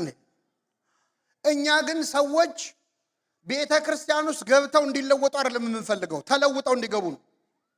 በቅተው እንዲመጡ ነው የምንፈልገው። አንታገሳቸውም ራሱ። ስለዚህ ቤተክርስቲያንን ዋጋ አስከፈላት አዲስ ለሚመጣ ሰው። አንዳንድ ሰው ድሮ ቀረ ይላል። አገልግሎት በእኛ ጊዜ ቀረ አሁን ምን አለ የሚል ሰው። ድሮ ቀረ ቢሉ ኖሮ የሚያምርባቸው ሐዋርያት ናቸው። እነሱን ያስተማራቸው ማን ነው? እኛ ድሮ ቀረ ስብከት የተራራው ስብከት ማለት ይችሉ ነበር። አንተ የመለኮትን ምስጢር ከሐዋርያትን እንዳልሰወርክ እነሱም የክህነትን ምስጢር ከኛ አልሰወሩም ይላል ቅዱስ አትናቴዎስ በቅዳሴ። አባቶቻችን ሐዋርያትን ያስተማሩን። አሁን ትልቁ ችግር የትውልድ መተካካት የለም። ወጣቶቹ ትቢተኛ ይሆናል። የድሮው ሰው አይጥማቸውም። ቤተክርስቲያን ውስጥ የቆየው ሰው ደግሞ አሁን ላለው ወጣት አመኔታ የለው። እየሰማችሁ ነው? ይሄንን ጥቅስ አብራችሁ በሉ። እስከ ዓለም ፍጻሜ ከናንተ ጋር ነኝ። ከአባቶቻችን ጋር የነበረ አምላክ ከማን ጋር ነው? እዚህ ትልቅ ካላችሁ ከትልቆቹ ጋር የነበረ አምላክ ከነማን ጋር ነው? ከትንሾቹ ጋር። ይሄን ማመን አለበት። እኛ ችግራችን እንደ ሀገርም ነው እውነት ለመናገር ማለት በሰላም አንረካከብ። አንድ ደብር ለወጣቱ ከሚሰጥ ሰበካ ጉባኤውን ኃላፊነቱን እዚህ መሃል አድባራት የምትመሩ አላችሁ። ደና ልጆች እያሏችሁ ግን መስጠት አትፈልጉ። ኃላፊነት ማህበራት የምትመሩ አላችሁ፣ መስጠት አትፈልጉ። ይሄ በአገር የመጣ ችግር ነው። አገልግሎት መሆን ያለበት ዱላ ቅብብል ነው። ዱላ ቅብብል የሚባል ሩጫ ታውቃላችሁ? ሯጩ ሮጦ ዱላውን ለቀጣዩ ሯጭ ምን ይለዋል? ሯጩ ተቀብሎ ምን ይላል? ይሮጣል። እኛ አገር ግን እንደዚህ የሚባል ነገር የለም። አንደኛ የመጀመሪያው ሯጭ ልቡ እስኪፈርስ ይሮጣታል እንጂ ዱላውን ለዛ ሰውዬ ምን አይልም፣ አባሮን የሚቀማው አይደል? ልክ ዱላውን ተቀብሎ ደግሞ እንደው አባሮም ቢሆን ዱላውን ሲቀበል ምንድነው ማድረግ ያለበት? አይሮጥ። መጀመሪያ በዛ ዱላ ያን ሰውዬ እግሩን ሳይሰብር ማለት ስራ መስራት አንቺ የቆዩት ያሁኑን ሲያሳድዱ ያሁኖቹ የበፊቱን ሲያናንቁ ብዙ አገልግሎት ወደ ኋላ ቀርቷል። ሌላው አገልግሎት በገንዘብ አይለካም። እየጨረስኩ ነው፣ አይዟችሁ። ደከማችሁ? አገልግሎት በምን አይለካም? እስቲ ከኔ ጋር በሉ እህቶች ብቻ። ገንዘብ ለአገልግሎት፣ አገልግሎት ለገንዘብ ይለያያል አይለያይ? ገንዘብ ለምን? አገልግሎት የትኛው ነው ትክክል? ገንዘብ ለአገልግሎት ያስፈልጋል አያስፈልግም? አሁን ይህን አዳራሽ የተከራየ ነው በምንድን ነው? ገንዘቡ ለምን ዋለ? አገልግሎቱ ለገንዘብ ከዋለ ግን በጣም አደገኛ። ሰባኪው የሚሰብከው ህዝቡ ደስ ብሎት እንዲሰጥ ከሆነ እኔ አንዳንዴ ካፋችን የሚያመልጥ አነጋገር አለ። ደስ ካለው ይሰጣል። እንዲድን ነው የምንሰብከው እንጂ እንዲሰጥ አይደለም። የሚሰጥ ቢሆን ሚኖር በደስታ ምን ይበል ወዶ ይስጥ እንጂ ሞቲቬት ተደርጎ መስጠት የለበትም። አንዳንድ ሞቲቬሽናል ስፒከሮች ታውቃላችሁ? እኔ አገራችን ውስጥ አሁን ተጀምሯል ሞቲቬሽናል ስፒከር። እና አንዱ ሰውዬ በጣም አንድ ሞቲቬሽናል ስፒከር ሲያወራ ሰማና ደስ አለው። በቃ ከዛሬ ጀምሮ አለ ሚስቱን ቤት ገብቶ ልጆቼን እኔ ነኝ ገላቸውን ማጥባቸዋል። በቃ አንቺ አታጥቢም። ስለ አስተዳደግን የተማሩ ከዛሬ ጀምሮ እኔ ነው ማጥባቸዋል። እሺ አለችው። አንድ ሳምንት አጠባቸው። 4 ልጆች ነው ያሉት። አንድ ሳምንት አጠበና ሰኞ ሲደርስ ስራ ገብቶ ደክሞት ትደውላለች ሚስትየው። ይዘጋዋል። ትደውላለች፣ ይዘጋዋል። ከዛ መጨረሻ 3ኛ ስትደውል አነሳን። ምንድን ነው አለ። አረ ልጆቹን እጠባቸው፣ ዘፍዝፈሽ ጠብቂኝ አለ። እኔ ስመጣ ምን እላችኋል? በቃ አሁን እኔ ይኸውላችሁ በጣም ሞቲቬት አድርገናችሁ አንዳንዴ ዘፍዝፈ ጠብቀን ትሉናላችሁ። የሆነ ሰዓት እንደዛ አይደለም። ደስ ብሎት ይስጥ ማለት ብሰጥ አገኛለሁ ብሎ ይስጥ ማለት ነው አይደል? ብሰጥ ባረካለሁ ብሎ ገብቶት ማለት ነው። እንዴ ቤተ ክርስቲያን እንዴት እኔን ትለምናለች እኔ ልለምናት እንጂ ብሎ የሰጠን ነው ገብቶታል ማለት ነው አይደል? አገልግሎት ለገንዘብ መዋል የለበትም። ገንዘብ ግን ለአገልግሎት ያስፈልጋል። አገልግሎት በገንዘብ አይለካም ማለት በህንፃ አይለካም፣ በንብረት አይለካም። አንድ ደብር ተሳካለት የሚባለው አንድ የደብር አስተዳዳሪ ጥሩ አስተዳዳሪ ነው የሚባለው ባስገባው ገንዘብ ሳይሆን ንስሐ ባስገባው ምዕመን ቁጥር ነው፣ በቆረበው ሰው ቁጥር ነው። ነፍሳትን የሚሰበስብ በሉ እስኪ እርሱ ጠቢብ ነው። ምን የሚሰበስብ ነፍሳት። እኔ በጣም ለገቢ እንደው በተለይ ግንባታ ላይ በጣም እናተኩራለን። ውጭ ሀገር እንኳን ያው ግዢ ነው የሚታየው፣ ግን ግንባታ ላይ በጣም ማተኮር ምን እንደሚጎዳ እነዚህን አብያተ ክርስቲያናት ላሳያችሁ። አውሮፓ ውስጥ ያሉ ድንቅ ድንቅ አብያተ ክርስቲያናት ናቸው። በጣም በሚያምር የስነ ህንፃ ውበት የተሰሩ ድንቅ አብያተ ክርስቲያናት ናቸው። ውስጣቸውን ደግሞ ገብተን እንጎበኘዋል። ይሄኛው ፐብሊክ ላይብረሪ ሆኗል። እንደውም የሆነ ጻድቅ እፍ ሳይልበት አይቀርም፣ ላይብረሪ ነው የሆነው። ይሄ ሆቴል ነው። ጥሩ ሬስቶራንት ሆኗል። መኝታ ቤት ሁሉ አለው።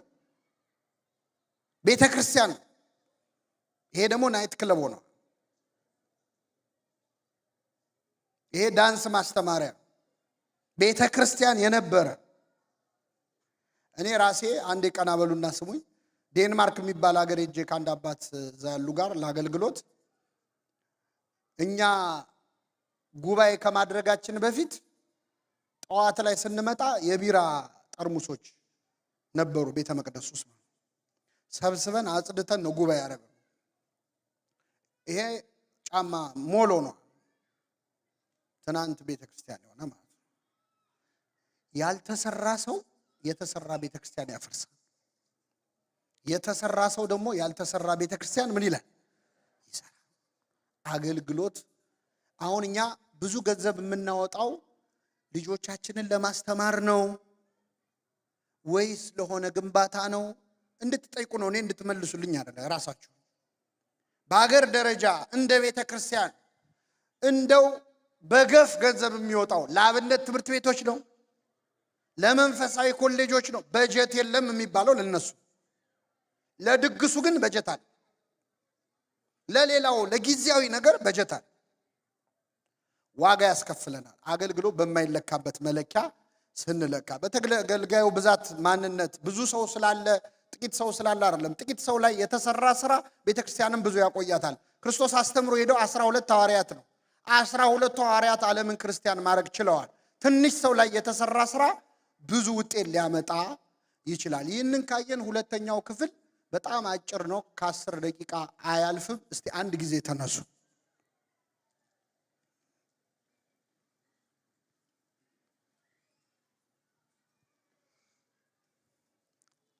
ያው ባላችሁበት መንቀሳቀስ ይቻላል፣ ሌላ ሰው ሳትነኩ ማለት። እሺ አረፍ አረፍ በሉ። ይህንን ካነሳን አገልግሎት ላይ ማነቆ የሆኑብንን 3 ነገሮች ነግሬያችሁ፣ መቼስ ሰው ከጎረቤቱ ይማራል፣ ከሌሎች አብያተ ክርስቲያናት ልምድ ምን እንማራለን የሚለውን ነግሬያችሁ አበቃለሁ። እግዚአብሔር ከሁላችን ጋር ይሁን። አገልግሎት ስናገለግል ፈተና አለው። መጽሐፍ ቅዱስ ላይ ባሪያዬን ኢዮብ አየኸው የሚል ቃል አለ አይደል? አዎ፣ ልክ ባሪያዬን ኢዮብ አየኸው ሲባል ችግር ይመጣል። መንፈሳዊ አገልግሎት ላይ ምንም ፈተና ላይ ገጥመን አይችልም። ምናልባት እዚህ መሃል የቤተ ክርስቲያን አገልግሎት ላይ የቆያችሁ ሰዎች አላችሁ። ደግሞ እንደው ትንሽ ጊዜ ያገለገለ ምንም ያላገለገለ ሰው ሊኖር ይችላል። ትንሽ ስታገለግል ፈተናው ትንሽ ነው። እየጨመርክ ስትመጣ ፈተናው ምን ይላል? ይጨምራል። እስካሁን ባገለገላችሁት አገልግሎት ምንም ፈተና ካልገጠማችሁ ሰይጣን ንቋችኋል ማለት ነው። እነዚህ ሰዎች ምንም አያመጡም ብሏል ማለት ነው። ሰይጣን ፈተናውን ምን እያለው ነው የሚመጣው? እየጨመረው። አገልግሎቱ ሲጨምር ፈተናው ይጨምራል። ከየት ነው ፈተናው የሚመጣው? ከውስጥም ከውጭ። ውስጣችንም ይፈተናል፣ ከውጭም እንፈተናል።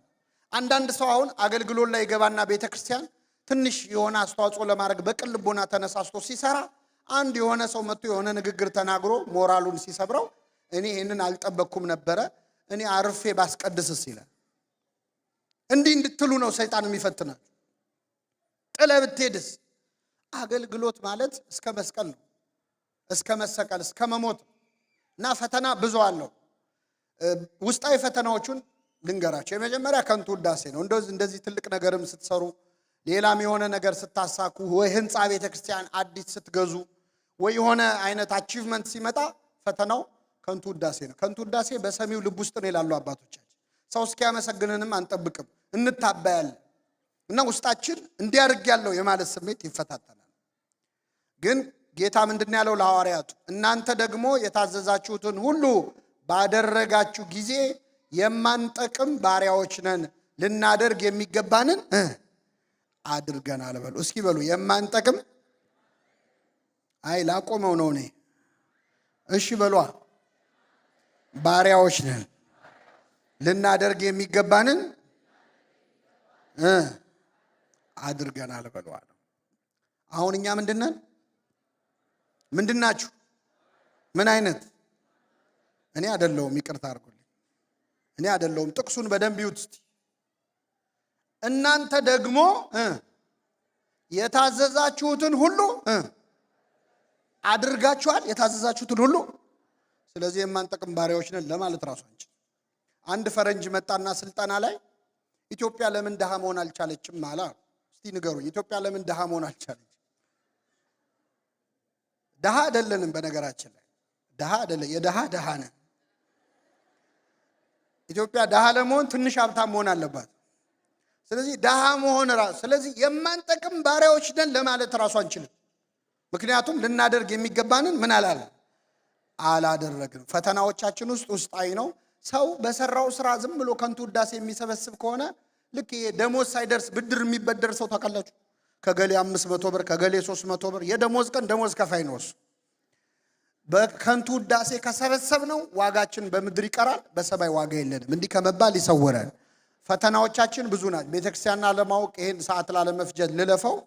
እድሎቻችንን እናመክናለን። በቤተክርስቲያን አገልግሎት ጌታ ምን አለ? ዛሬ በተነበበው ወንጌል ላይ ቀን ሳለ የላከኝን ስራ ላደርግ ይገባኛል፣ ማንም ሊሰራባት የማይችል ሌሊት ትመጣለች። አሁን በቤተክርስቲያናችን ባለው ችግር መጥፎ ነገሮች አሉ፣ ግን ደግሞ ጥሩ እድሎች አሉ። ምን አላቅም፣ እንዲህ ነው ብዬ አላጠናሁት፣ ግን በመጥፎ ጊዜ ጥሩ እድሎች አሉ። ለምሳሌ የመጀመሪያዋ ቤተክርስቲያን ስደት ሲደርስባት፣ መከራ ሲወርድባት፣ ቀዳሜ ሰማይ ቅዱስ እስጢፋኖስ በድንጋይ ተወግሮ ሞተ። ክርስቲያኖች ምን አሉ? በየቦታው ሲበተኑ በሄዱበት ቦታ ምን አረጉ? ወንጌል አስተማሩ። አይ እሱ ሞቶማ ስብከት የለም አላሉ። ፊልጶስ ሄዶ ጃንደረባውን ሰበከ። ሌሎች ሄደው ሰማርያ አስተማሩ። መጥፎውን ጊዜ ለጥሩ ነገር ነው አባቶቻችን የተጠቀሙበት። አሁን ያለን እድል ምንድን ነው? ሲያትል ያላችሁ ሰዎች፣ ሰሜን አሜሪካ ያላችሁ ሰዎች ምንድን ነው እዚህ ሀገር ላይ ቤተክርስቲያን ወገቧን አስራ ብትሰራ ልትሰራው የምትችለው ይህ አገር የሰጣችሁ እድል ምንድን ነው? ምናልባትም እኮ ካህናት፣ አገልጋዮች በትክክል የቤተክርስቲያን አገልግሎት ቢሰራ ኖሮ ሌላ ስራ ለመስራት አይገደዱም ነበረ። ቤተክርስቲያን ስራዋ በዝቶ አንተንማ በምንም ታምር ሌላ ስራ አላሰራህም ማለት መቻል ነበረባት። እድሎቻችንን ግን እናመክናለን። የተገኘውን እድል መጠቀም፣ ቁጭ ብሎ ማጥናት፣ እንዴት ብንሄድ ይሻለናል ማለት እኛ አይደለንም አጀንዳ ራሱ የምናወጣው፣ ሌላው ነው አጀንዳ ሴት የሚያደርግልን። ስንሰደብ ሰሞኑን ስለዛ ስድብ ስናወራ እንከርማል። ስንገደል ሰሞኑን ተገደልን እንላለን። እኛ ራሳችን ለራሳችን አቅደን የምንሰራው መቼ ነው? ይህ የቤተክርስቲያን በጣም ውስጣዊ ፈተናችን። ውጫዊ ፈተናዎች ብዙዎች አሉ። ስራ የሞላበት ትልቅ በር ተከፍቶልኛል፣ ተቃዋሚዎች ብዙ ናቸው ይላል። ምንም ስራ ስንሰራ በቤተክርስቲያን አገልግሎት ብዙ ፈተና አለ። ሐሜት፣ ስድብ፣ ንቀት፣ ዱላ፣ መጨረሻ ሰይፍ አለ። ተሰደብኩ ብለህ ሲገርም ሰይፍ ሁሉ አለ። ሐዋርያት ሁሉም ሰማዕታት ሆነው ነው ያረፉት። ከሐዋርያት መካከል አንድ በሰላም የሞተ ምስክር ወረቀት የተሰጠው ሐዋርያ አለ? እስካሁን ላገለገልከው አገልግሎት የተባለ ይለ እኔ እንኳን አስተምሬ ስወርድ ቃለ ሕይወት ያሰማልን ትላላችሁ። ሐዋርያት ቃለ ሕይወት ያሰማልን ያላቸው የለም። ከመቼው አስተምረው ጨርሰው ጥርሳቸውን አርግፈነው ነው። ከመቼው ገርፈናቸው ነው። እና የሚገርመው ግን ለአንድ ሰዓት እንኳን ያህል አገልግሎት አላቆሙም። ቅዱስ ጳውሎስ ምን አለ? ገላትያ 2 ላይ የወንጌል እውነት በእናንተ ዘንድ ጸንቶ እንዲኖር ለአንድ ሰዓት እንኳን ለቀን አልተገዛንም። ለአንድ ሰዓት አገልግሎት አላቋረጡ። እንዴት ነው የሞቱት? ተመልከቷቸው። ጴጥሮስ ተዘቅዝቆ ተሰቅሎ፣ ግማሹ ቆዳው እየተገፈፈ ቆዳው ላይ ጨው እየተነሰነሰ ቁስሉ ላይ በእሳት አልጋ ላይ ያስተኛቸው። ሁሉም ሐዋርያት ሰማዕትነትን ተቀብለው ነው ያረፉት። በረከታቸው ይደርብን። ስለዚህ አገልግሎት በጣም በጣም ብዙ መከራዎች አሉት። ይህንን ካልን የመጨረሻ ዛሬ ተናግሬ የምወርደው እንደው ከሌሎች አብያተ ክርስቲያናት ምን እንማራለን የሚለውን ነው። አሳልፍ ይውታችን ከሌሎች አብያተ ክርስቲያናት ልምድ ምንድነው የምንማረው? ቅዱስ ጳውሎስ አንድ የተናገረው ነገር አለ። እንግዲህ ውስጣዊ ፈተናዎቻችንን በመግባባት ልንፈታው እንችላለን። መቼስ አንድ ሆኖ ማገልገል በጣም ከባድ ነው። እኛ ከሌሎች ከመናፍቃን ከአህዛብ እግዚአብሔር የለም ከሚሉ ሰዎች ጋር አይደለም ትግላችን። የኛ ቤተክርስቲያን ያገልግሎት ጊዜ የሚባክነው እርስ በርስ በመንጣላው ጸብ ነው። የእርስ በርስ ጦርነት ላይ ነን። መጋደላችን ከስጋና ከደም ጋር አይደለም ማለት አንችልም። እኛ ከስጋና ከደም ጋር ነው የምንጋደለው፣ እሱም ከገዛ አጠገባችን ካለው ከወንድም ከእህታችን እና በትንሽ እንኳን አንድ ደብር ላይ ያገለገለ አንድ ሰው በንግግር እንኳን መስማማት ይቸገራል።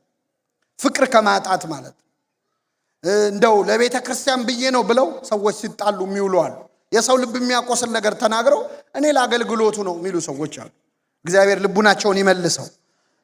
እኔ አንድ ቀላል ነገር ልጠይቃችሁ። አንድ ሰው መጥቶ የኔ ውሻ ከሚላችሁና አንተ ውሻ ከሚላችሁ የቱ ይሻላል? ምንድነው ልዩነቱ? ሁለቱም ውሻ ነው። የኔ ውሻ ሲሆን ምንድነው? ፍቅር ነው አይደለ? አንተ ውሻ ስድብ ነው፣ ግን ውሻ ነው ሁለቱ። አንድ ንግግር እውነት ለመናገር ከፍቅር ጋር ከሆነ ስድብ እንኳን ፍቅር ከሆነ ካለበት መዋደድ ካለበት አለዝበን እንድንሰማ ያደርጋል። አያደርግም? ያደርጋል። እኛ ስለምንጨካከል ለመተራረም እንኳን አንዱ ሌላውን ለማገዝ እንኳን ፈቃደኛ ስላልሆንን እንጂ ብዙ ስራዎች ወደ ኋላ የሚጎተቱት በዛ መንገድ ነው። ቅዱስ ጳውሎስ ከሌሎች አብያተ ክርስቲያናት ያነሳችሁበት ምክንያት ምንድነው ያለውን እንደው ከጎረቤት መማር ጥሩ ስለሆነ እንደው ከአህት አብያተ ክርስቲያናት የግብጽ ቤተክርስቲያን አሁን እዚህም መጥቼ ሰምቼዋለሁ። ልጆቼ ወደ ግብጽ ቤተክርስቲያን ነው መሄድ የሚፈልጉት የሚሉ ወላጆች አሉ። እንደው ከጎረቤቶቻችን ከግብጽ ቤተክርስቲያን ምን እንማራለን? 4 ነገሮች ነግሬያችሁ አበቃለሁ። ከአህት አብያተ ክርስቲያናት ምን እንማራለን? ግብጾች እኛ እንኳን ልጆቻችን ወደዛ እስኪሄዱ ድረስ እንዲሳካላቸው ያደረገው የአገልግሎት አስተሳሰብ ምንድን ነው? የመጀመሪያው በወጣቶችና ህፃናት እጅ ቤተክርስቲያንን የማከም ሥራ ነው። በአጭሩ ግን ስንገልጸው የቤተክርስቲያንን ችግሯን በማውራት ፈንታ መፍትሄ መሆን ነው። ቤተክርስቲያን ችግሯን የሚያወራ ሰው እጥረት የለባትም። በነገራችን ላይ ሚዲያውን የሞላ ነው የቤተክርስቲያንን ችግር የምንተነትን ሰዎች። መፍትሄው ላይ ሲመጣ ግን ቁጥራችን ያንሳል። የግብጽ ቤተክርስቲያን የዛሬ 50 ዓመት 60 ዓመት በጣም ብዙ መጥፎ ነገሮች በአስተዳደር የተበላሸ መሆን፣ በጣም ብዙ ሰው ከግብጽ ቤተክርስቲያን ክዶ እየወጣ ነበር። ብዙ ፈተና ነበረባት። ይህን ፈተና እንዴት ተወጣችሁ? እዚህ ላይ ስዕሉን የምታዩት ቅዱስ ሐቢብ ጊዮርጊስ የሚባል አባት ምንድነው የሰራው ስራ? ብፁዕ ቅዱስ አቡነ ሽኖዳ እንደዚህ ሲሉ ተርከውታል። በዚያን ጊዜ የነበረው አገልግሎት ብዛት ያለባቸው ችግሮች ነበሩበት። ሰባኪያንና የተማሩ ካህናት አልነበሩ። በመሆኑም በቤተ ክርስቲያን ድካም ሌሎች የሃይማኖት ድርጅቶች ያድጉ ነበር አሉ። በማን ድካም? እውነት ለመናገር አሁን መናፍቃን የሚበዙት በእኛ ድካም እንጂ በእነሱ ጥንካሬ አይደለም። በዚህ ጊዜ መለያየትና ውስጣዊ ጠብ ተስፋፋ ቤተክርስቲያን ውስጥ። ጥቂት ሰዎች ስድብን፣ ነቀፌታን፣ ማጎሳቆልን በይፋ ይጠቀሙ ነበር። ለቤተክርስቲያን ብለው የሚሳደቡ ሰዎች ነበሩ። እኛ በዘመናችን እንደምናደርገው ማለት ለቤተክርስቲያን ብዬ ልሳደብ ይችላል። ማንን? ጳጳሳቱን ሊሆን ይችላል፣ አገልጋዩን ሊሆን ይችላል፣ ምዕመኑን ሊሆን ይችላል። ነበሩ ግብፅ ውስጥ እንደዚህ አይነት ሰዎች። ጥቂት ሰዎች ስድብን፣ ነቀፌታን ሲጠቀሙ አሉ። ሌሎች ደግሞ በፍርድ ቤት ለሕግ ጉዳዮች ከፍተኛ ገንዘብ በማባከን ቤተክርስቲያንን ይዋጓት ነበር። ይሄ መቼስ ውጭ ሀገር ላላችሁ ሰዎች አዲስ ነገር አይደለም። አብያተ ክርስቲያናት ተካሰው ፍርድ ቤት ስንት ገንዘብ አፍሰዋል። እንደማንዋደድ ሲያውቁ ደግሞ ጠበቆቹ አድቫንቴጅ ይወስዳሉ። ነገሩን እያጋጋሉ ረጅም ዓመት ያደርጉታል፣ እነሱም ይኖሩበታል። ይቅርታ ጠበቆች እዚህ ካላችሁ፣ ግን እውነታው ይሄ ነው። በተለይ ባዕድ ከሆኑ ቤተክርስቲያንን የማይወዷት ወይም ሃይማኖቱን የማይከተሉ ከሆኑ የእኛን ጸብ ይጠቀማሉ። ትልቁ ውርደት ግን ክርስቲያኖች ተካሰው መጡ የሚለው። ብፁዕ አቡነ ጎርጎርዮስ አንድ ልጅ ሰርቆ ተያዘና ለፖሊስ እንስጠው ወይ ሲሏቸው ኦርቶዶክሶች ተካሰው መጡ ይሉናል ብለዋል ይባላል። ስለዚህ ምንም አልተጠቀመችም ቤተክርስቲያን ከስድብ፣ ከትችት፣ ከማጎሳቆል፣ ከፍርድ ቤት፣ ከለቅሶ ምንም አልተጠቀመችም አሉ አቡነ ሽኖዳ። ታዲያ ለውጥ እንዴት ሊመጣ ቻለ? ለውጥ የመጣው በ20ኛው መቶ ክፍለ ዘመን የአገልግሎት መሪ በነበረው በቅዱስ ሐቢብ ጊዮርጊስ ሥራ አማካኝነት ነው። እርሱ በዘመኑ በነበሩት ስህተቶች ውስጥ ራሱን ሳያስገባ ሥራ ጀመረ። 2 የመሰረት ድንጋዮችን ጣለ፣ ለሰንበት ትምህርት ቤትና ለመንፈሳዊ ኮሌጅ። መንፈሳዊ ኮሌጅ የቤተሰቡን ቤት ለኮሌጅ አውርሶ ኮሌጅ አደረገው። ሰንበት ትምህርት ቤት አቋቋመ። ከዚህ በኋላ በርካታ በየአብያተ ክርስቲያናቱ፣ በየሰንበት ትምህርት ቤቱ፣ በየመንደሩ መስበክ የጀመሩ አገልጋዮች መታየት ጀመሩ። እርሱም ሕዝብ ፈቃድህን በመፈጸም በበረከት እልፍ አእላፋት ይሁኑ እያለ ይዘምር ነበር። እርሱ በጉድለቶች ላይ ነቀፌታን አልሰነዘረም። ቤተ ክርስቲያን የሚጎድሏትን ነገሮች ለማቅረብ ሥራ ሠራ እንጂ። ቤተ ክርስቲያን ሰባኪያን ይጎድሏን ነበረ። አብዛኞቹ ካህናት የቅዳሴና የሥርዓት መጻሕፍት ብቻ የሚያነቡ ስለነበሩ የመስበክ ችሎታ አልነበራቸውም። ሐቢብ ጊዮርጊስ ግን ይህንን ዓለም በቤተ ክርስቲያን እንባ አልሞላውም። ይህንን ዓለም በሉ እስኪ፣ በቤተ ክርስቲያን እንባ ወተን ብናላዝን መሳቂያ ነው እንጂ የምንሆነው ማንም አያዝንም። ዓለምን በቤተ ክርስቲያን እንባ አልሞላውም። መስራት የሚችለውን ነው የሰራው ማለት ነው። እና እስከ 84 ቅርንጫፎች እስኪቋቋም ድረስ ሰንበት ትምህርት ቤቶችን፣ ማህበራትን ማቋቋም ችሏል ማለት ነው ሐቢብ ጊዮርጊስ። ሐቢብ ጊዮርጊስ ሕፃናትና ወጣቶች የሚያስተምራቸው ማጣታቸውን ሲመለከት ከዚያ ተነስቶ ቤተ ክርስቲያንን ለመተቸት ወይም ለመውቀስ አልወደደም። በሁሉ ስፍራ ለመስፋፋት የቻሉትን ሰንበት ትምህርት ቤቶችን አቋቋመ። ከዚህም ሌላ ለቤተ ክርስቲያን ትምህርት ቤቶችና መጽሐፍትን አዘጋጅቷል። ለምንድን ነው እኛ ይሄ ሁሉ ኮሚዩኒቲ ያለ የኦርቶዶክሳውያን ትምህርት ቤት የማይኖረን? ህንዶቹ ባህላቸውን ጠብቆ ልጆቻቸው የሚያድጉበት ትምህርት ቤት አላቸው የላቸው? እስራኤሎቹ አላቸው፣ አረቦቹ አላቸው፣ ቁርአን የሚያስቀሩበት ትምህርት ቤት አላቸው። እኛ ለምንድን ነው የሌለን? መቼ ነው የገባንበት ሀገር ላይ ዘይትና ውሃ ሆነን የምንኖረው? ይህንን ማድረግ ችለዋል። በአንዳንድ ጉባኤ የፕሮቴስታንት መዝሙር ቦታ እየያዘ ሲመጣ በቤተ ክርስቲያን ዜማ የተቃኙ መዝሙራትን ያዘጋጅ ነበር። የእርሱ አገልግሎት በሁሉም መስክ የተስፋፋ ነበር። በሐቢብ ጊዮርጊስ የተመራው የማነቃቃት ሥራ ታላቅ ትምህርት ሰጥቶን አልፏል ብለዋል አቡነ ሽኖዳ። የሚገርማችሁ ሐቢብ ጊዮርጊስ ማታ ማታ ያስተምራቸው የነበሩ ወጣት ተማሪዎች ውስጥ 8ቱ ጳጳሳት ሆነዋል። መንኩሰው አንዱ አቡነ ሽኖዳ ናቸው። በረከቱን ያሳድርብን። ከነሱ ከምንማረው ውስጥ የመጨረሻ ይሄን ብቻ ተናግሬ ልውረድ። የቋንቋ አገልግሎት። ይህንን ብቻ ለምንድን ነው መናገር የፈለግኩት? ያለነውበት ሀገር ሰሜን አሜሪካ ስለሆነ ነው። ባጭሩ የቋንቋ አገልግሎት ላይ ገና ዳዴ እያልንበት ያለበት ሁኔታ ነው ያለው። የግብፅ ቤተክርስቲያን ደረጃዋን ለማየት እነዚህ 3 አባቶች ጥሩ ምሳሌ ናቸው። መጀመሪያ ላይ ያሉት ባለፈው ወር አርፈዋል። በረከታቸው ይደርብን። እንጦንስ ማርቆስ ይባላሉ። የግብፅ ቤተክርስቲያን የአፍሪካ ጉዳዮች ሊቀ ጳጳስ ናቸው። እኛ አባት ወጣት እያሉ ከግብፅ ሜዲካል ስኩል ተምረው ሲጨርሱ ዶክተር ሲሆኑ አዲስ አበባ ተመድበው መጡ። ከዛ ኢትዮጵያ መጥተው አፄ ኃይለ ሥላሴ አስመራ ሆስፒታል ውስጥ እንዲሰሩ መደቧቸው። 5 ዓመት አስመራ ቆይተዋል። የመጀመሪያውን ዓመት ትግርኛ ተምረው በትግርኛ ሰብከው ወጣቶችን አሰልጥነው 5 ዓመት ሲያገለግሉ ቆዩ። ከዛ ወደ ደብረ ብርሃን ሆስፒታል ተቀየሩ። ደብረ ብርሃን የሚወራው ምንድነው? አማርኛ ችለው በአማርኛ 4 ዓመት አገለገሉ። አፄ ኃይለ ሥላሴ ሲወድቁ ደርግ ሲመጣ ወደ ግብጽ ተመለሱ። ግብጽ ተመልሰው መነኮሱ። መንኩሰው ኬንያ ሄዱ። ለ2 ዓመት ስዋሂሊ የሚባል ቋንቋ አጠኑ። 34 የአፍሪካ ሀገር ዞረው አስተምረው አብያተ ክርስቲያናት አቋቋሙ። ለሀገሩ ተወላጅ ማለት 34 እኔ ያገኘኋቸው የዛሬ 7-8 ዓመት ነው። ሳገኛቸው ደቡብ አፍሪካን ያገኘኋቸው 3 ቋንቋ ይችላሉ። ጦሳ፣ ዙሉና ጿን የሚባሉና አፍሪካንስ 4ኛ ቋንቋ የዛን ሀገር ቋንቋ ፍሉዌንትሊ ይችላል። ምን እንዳሉ ታውቃላችሁ? ኢትዮጵያውያን በጣም ዕዳ አለባችሁ።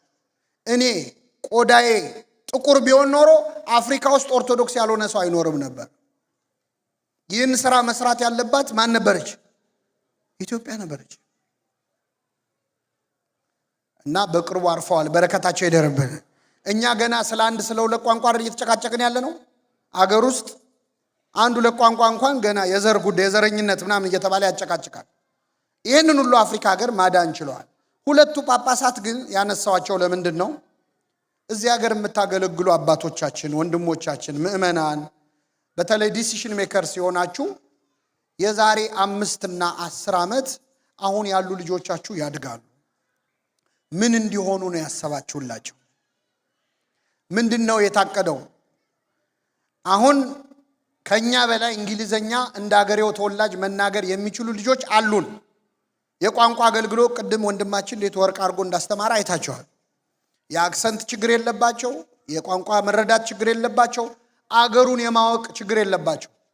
እነዚህ ልጆች የዛሬ 10 ዓመት ምንድነው የሚሆኑት? ስንቶቹ ቄስ ይሆናሉ? ስንቶቹ መንኩሰው ጳጳስ ይሆናሉ? ምንድነው ያቀድነው? አሁን እኛ የምናስበው እኛን ማዕከል ያደረገውን አገልግሎት ነው። ግን ወደድንም ጠላንም እኛ በእድሜ እየገፋን እያረጀን ስንመጣ የሚቀሩት እነሱ ናቸው። አሁን ስራ ካልሰራንባቸው ዛሬ የገዛናቸውን አብያተ ክርስቲያናት አሟረት ካትበሉኝ ሸጠው ይካፈሉታል። ሸጠው ይካፈሉታል። ወላጆቼን የገዙ ብለው ሸጠው ይካፈሉታል። ይሄ እንዳይሆን ግን አሁን ነው መስራት ያለብን። ለምሳሌ አንድ ቤተ ክርስቲያን ልጆች አምፀው እስኪወጡ መጠበቅ የለበትም። ሃና ለቢኖረው እዛው ቤተ ክርስቲያን ውስጥ የእንግሊዘኛ አገልግሎት የአማርኛ አገልግሎት ቢኖር እንደ ዲያቆን አቤል አይነቶቹ ልጆች አንተን ቤተ ክርስቲያን ለዚህ ትፈልጋለች፣ ይሄንን ትምህርት ሄደ ተማር፣ አገር ቤት ሄደ መንፈሳዊውን ትምህርት ሳይኮሎጂውን ለዚህ ጉዳይ 10 ልጆች እንኳን መርጠን እዚህ ሀገር ያሉ ልጆችን ችግር ራሳቸው እንዲያጠኑ አድርገን እኛ አሁን አውቅልሃለሁ ነው ትልቁ ችግራችን። እኛ ነን አዋቂ ምን መስል ራሳቸው ስለ ራሳቸው ችግር ያውቃሉ። የዚህን ሀገር አስጠንተን ግድ የለም ልጆቻችንንም ካላመናቸው ያለነው አሜሪካ ነው። ገለልተኛ ተቋማት አሉ። ይቺ ቤተ ክርስቲያን በ10 ዓመት ውስጥ ሰስቴነብል የሆነ ስራ እንድትሰራ ምን ማድረግ አለባት የሚለውን አጥናና ስጠኝ ብላ አውትሶርስ ብታረክ ሰርቶ ፕሮፖዛል የሚሰጡ ተቋማት አሉ። ስለዚህ ከ5 ዓመት በኋላ ከ10 ዓመት በኋላ ምንድነው ለማድረግ ያቀድ ነው?